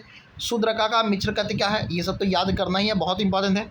आर्यभट्ट का आर्यभट्टियम, सूर्य सिद्धांत, देश गीतिका, ये सब किसका? आर्यभट्ट का है। ब्रह्मगुप्त का ब्रह्म सिद्धांत है, जिसको न्यूटन ऑफ इंडिया भी कहा गया है। ब्रह्मगुप्त को ब्रह्म सिद्धांत दिया, उनको न्यूटन ऑफ इंडिया भी कहा जाता है। उसके बाद वात्स्यायन का कामासूत्रा भी इनके समय में लिखा गया है। काम दकानन नीतिसार, ये सब यूपीएससी का भी पीवाईक्यू है, ठीक है, बीपीएससी का है, यूपीएससी का पीवाईक्यू है। बीएस स्मिथ ने गुप्ता पीरियड को गोल्डन एज बोला है कल्चरल अचीवमेंट के चलते, ध्यान दीजिएगा, किसने कहा? वीएस स्मिथ ने कहा है, कल्चरल यानी सांस्कृतिक दृष्टि के चलते इनको गोल्डन एज कहा गया है, कल्चरल अचीवमेंट के चलते, ना कि इकोनॉमिकल, ठीक है। तो इस तरह से अब हम आ जाते हैं पाला वंश में, और हमारा लेक्चर बहुत जल्दी अब हम बात करेंगे पाला डायनेस्टी के। पाला डायनेस्टी के फाउंड गोपाल ने किया था, ठीक है। पाला डायनेस्टी के फाउंड कौन करते हैं? पाला डायनेस्टी का जो फाउंडर है वो गोपाल हैं, 750 ईस्वी में। उन्होंने उदंतपुरी यूनिवर्सिटी भी बिहार में बनाया था, बिहार शरीफ में उदंतपुरी यूनिवर्सिटी, ठीक है। इसका मेन राजा धर्मपाल था। दूसरा, इन्होंने विक्रमशिला यूनिवर्सिटी को फाउंड किया था, जो कि भागलपुर में, अब याद रखिएगा, विक्रमशिला यूनिवर्सिटी कहाँ में है? भागलपुर में है। सबसे इम्पोर्टेंट कौन बनाया था? धर्मपाल। उदंतपुरी यूनिवर्सिटी बिहार शरीफ में, जो गोपाला ने फाउंड किया था। ये सब बातें आप याद रखिएगा एग्जाम के पॉइंट ऑफ व्यू से। उसके बाद अगर बात करें, सोमपुरा महाविहारा जो आज बांग्लादेश में है, उसको भी धर्मपाल ने बनाया था, ठीक है। उसके बाद हम आगे चलते हैं। धर्मपाल ने कई सारे युद्ध लड़ा, प्रतिहारा, राजपूता को, इसके लिए इसको त्रिपरताई स्ट्रगल में ये पात भी थे, ठीक है। तो अब यहाँ पर थोड़ा सा कंफ्यूजिंग रहेगा, ध्यान दीजिएगा। धर्मपाला ने डिफीट किया था प्रतिहारा रूलर वत्सराज को, ठीक है, और बाद में धर्मपाला ने राष्ट्रकूटा रूलर ध्रुवा को भी डिफीट किया एंड प्रतिहारा रूलर वत्सराज को, ठीक है। तो ध्यान देगा शुरुआती, अब यहाँ पर एक चीज़ चेंज है। क्या चेंज है? शुरुआत में जो ग्रीन से वो चेंज है, धर्मपाला हार गया था प्रतिहारा रूलर वत्सराज से। उसके बाद धर्मपाल ने ध्रुवा को, जो कि राष्ट्रकूटा का रूल था, उसको भी हराया, और प्रतिहारा रूलर वत्सराज को भी दोबारा हराता है, और कुछ समय तक कन्नौज पर क्या करता है? अपना अधिकार जमाता है। उसके बाद जो धर्मपाल है वो क्या टाइटल धारण किया था? उत्तर पथ स्वामी, यानी कि इसका मतलब है, इंपॉर्टेंट है कि वो जो नॉर्थ इंडिया उसको जीत लिया था। आफ्टर धर्मपाल देवपाल जो है वो बनता है रूलर 810 AD में, और देवपाल ने मुंगेर को अपना राजधानी बनाया था। क्या किया था? देवपाल ने मुंगेर को राजधानी बनाया था। देवपाल के बारे में कहा जाता है कि देवपाल ने 5 विलेज जो है Shailendra dynasty of Java Indonesia Balaputra Deva को डोनेट किया था। किसने? देवपाल ने 5 गाँव जो शैलेंद्र डायनेस्टी का, जावा का शैलेंद्र डायनेस्टी का बालपुत्र देव है, उसको डोनेट किया था कि आप यहाँ पर बिहार बना सकते हैं। उसका बीरपाल, महीपाल, रामपाल, ये सब आते हैं। उसके बाद बात करें, bronze statue of Pala period पर क्वाइट फेमस, ब्रॉन्ज स्टैचू बहुत फेमस था। उसके बाद बात करें, Dhiman and Bithal are the consider promoter of this art. कौन सा? धीमन और बिथल बहुत फेमस थे ब्रॉन्ज आर्ट के लिए पाला डायनेस्टी में, ठीक है। अब हम आखिरी आ चुके हैं 2 मिनट में, तो ये देखते हैं कैपिटल। बृहद्रथ का ग्रीवराज था, बिंबिसार का भी राजगीर था, उदयन का पाटलिपुत्र, शिशुनाग वैशाली, कालासो का Pataliputra, Nanda dynasty Pataliputra, Maurya dynasty Pataliputra, Kushan Pushpur Mathura, Gupta dynasty का पाटलिपुत्र था और पाला डायनेस्टी का मुंगेर। ठीक है, उसके बाद बात करें major literature of ancient Bihar, तो अर्थशास्त्र के कौटिल्य ने लिखा था, बुद्ध चरिता को अश्वघोष, ये तो आप जानेंगे। हाँ, प्रश्न प्रमतिका नागार्जुन ने लिखा था, थ्योरी ऑफ शून्यवाद, इसको आप याद करना है। ठीक है, इसको आप याद करना है। उसका सीयूकी ने ट्रेवल अकाउंट ऑफ सीयूकी को हेनसियांग ने लिखा था। इंदिका मेगास्थीन ने लिखा, एक सेकंड दीजिएगा,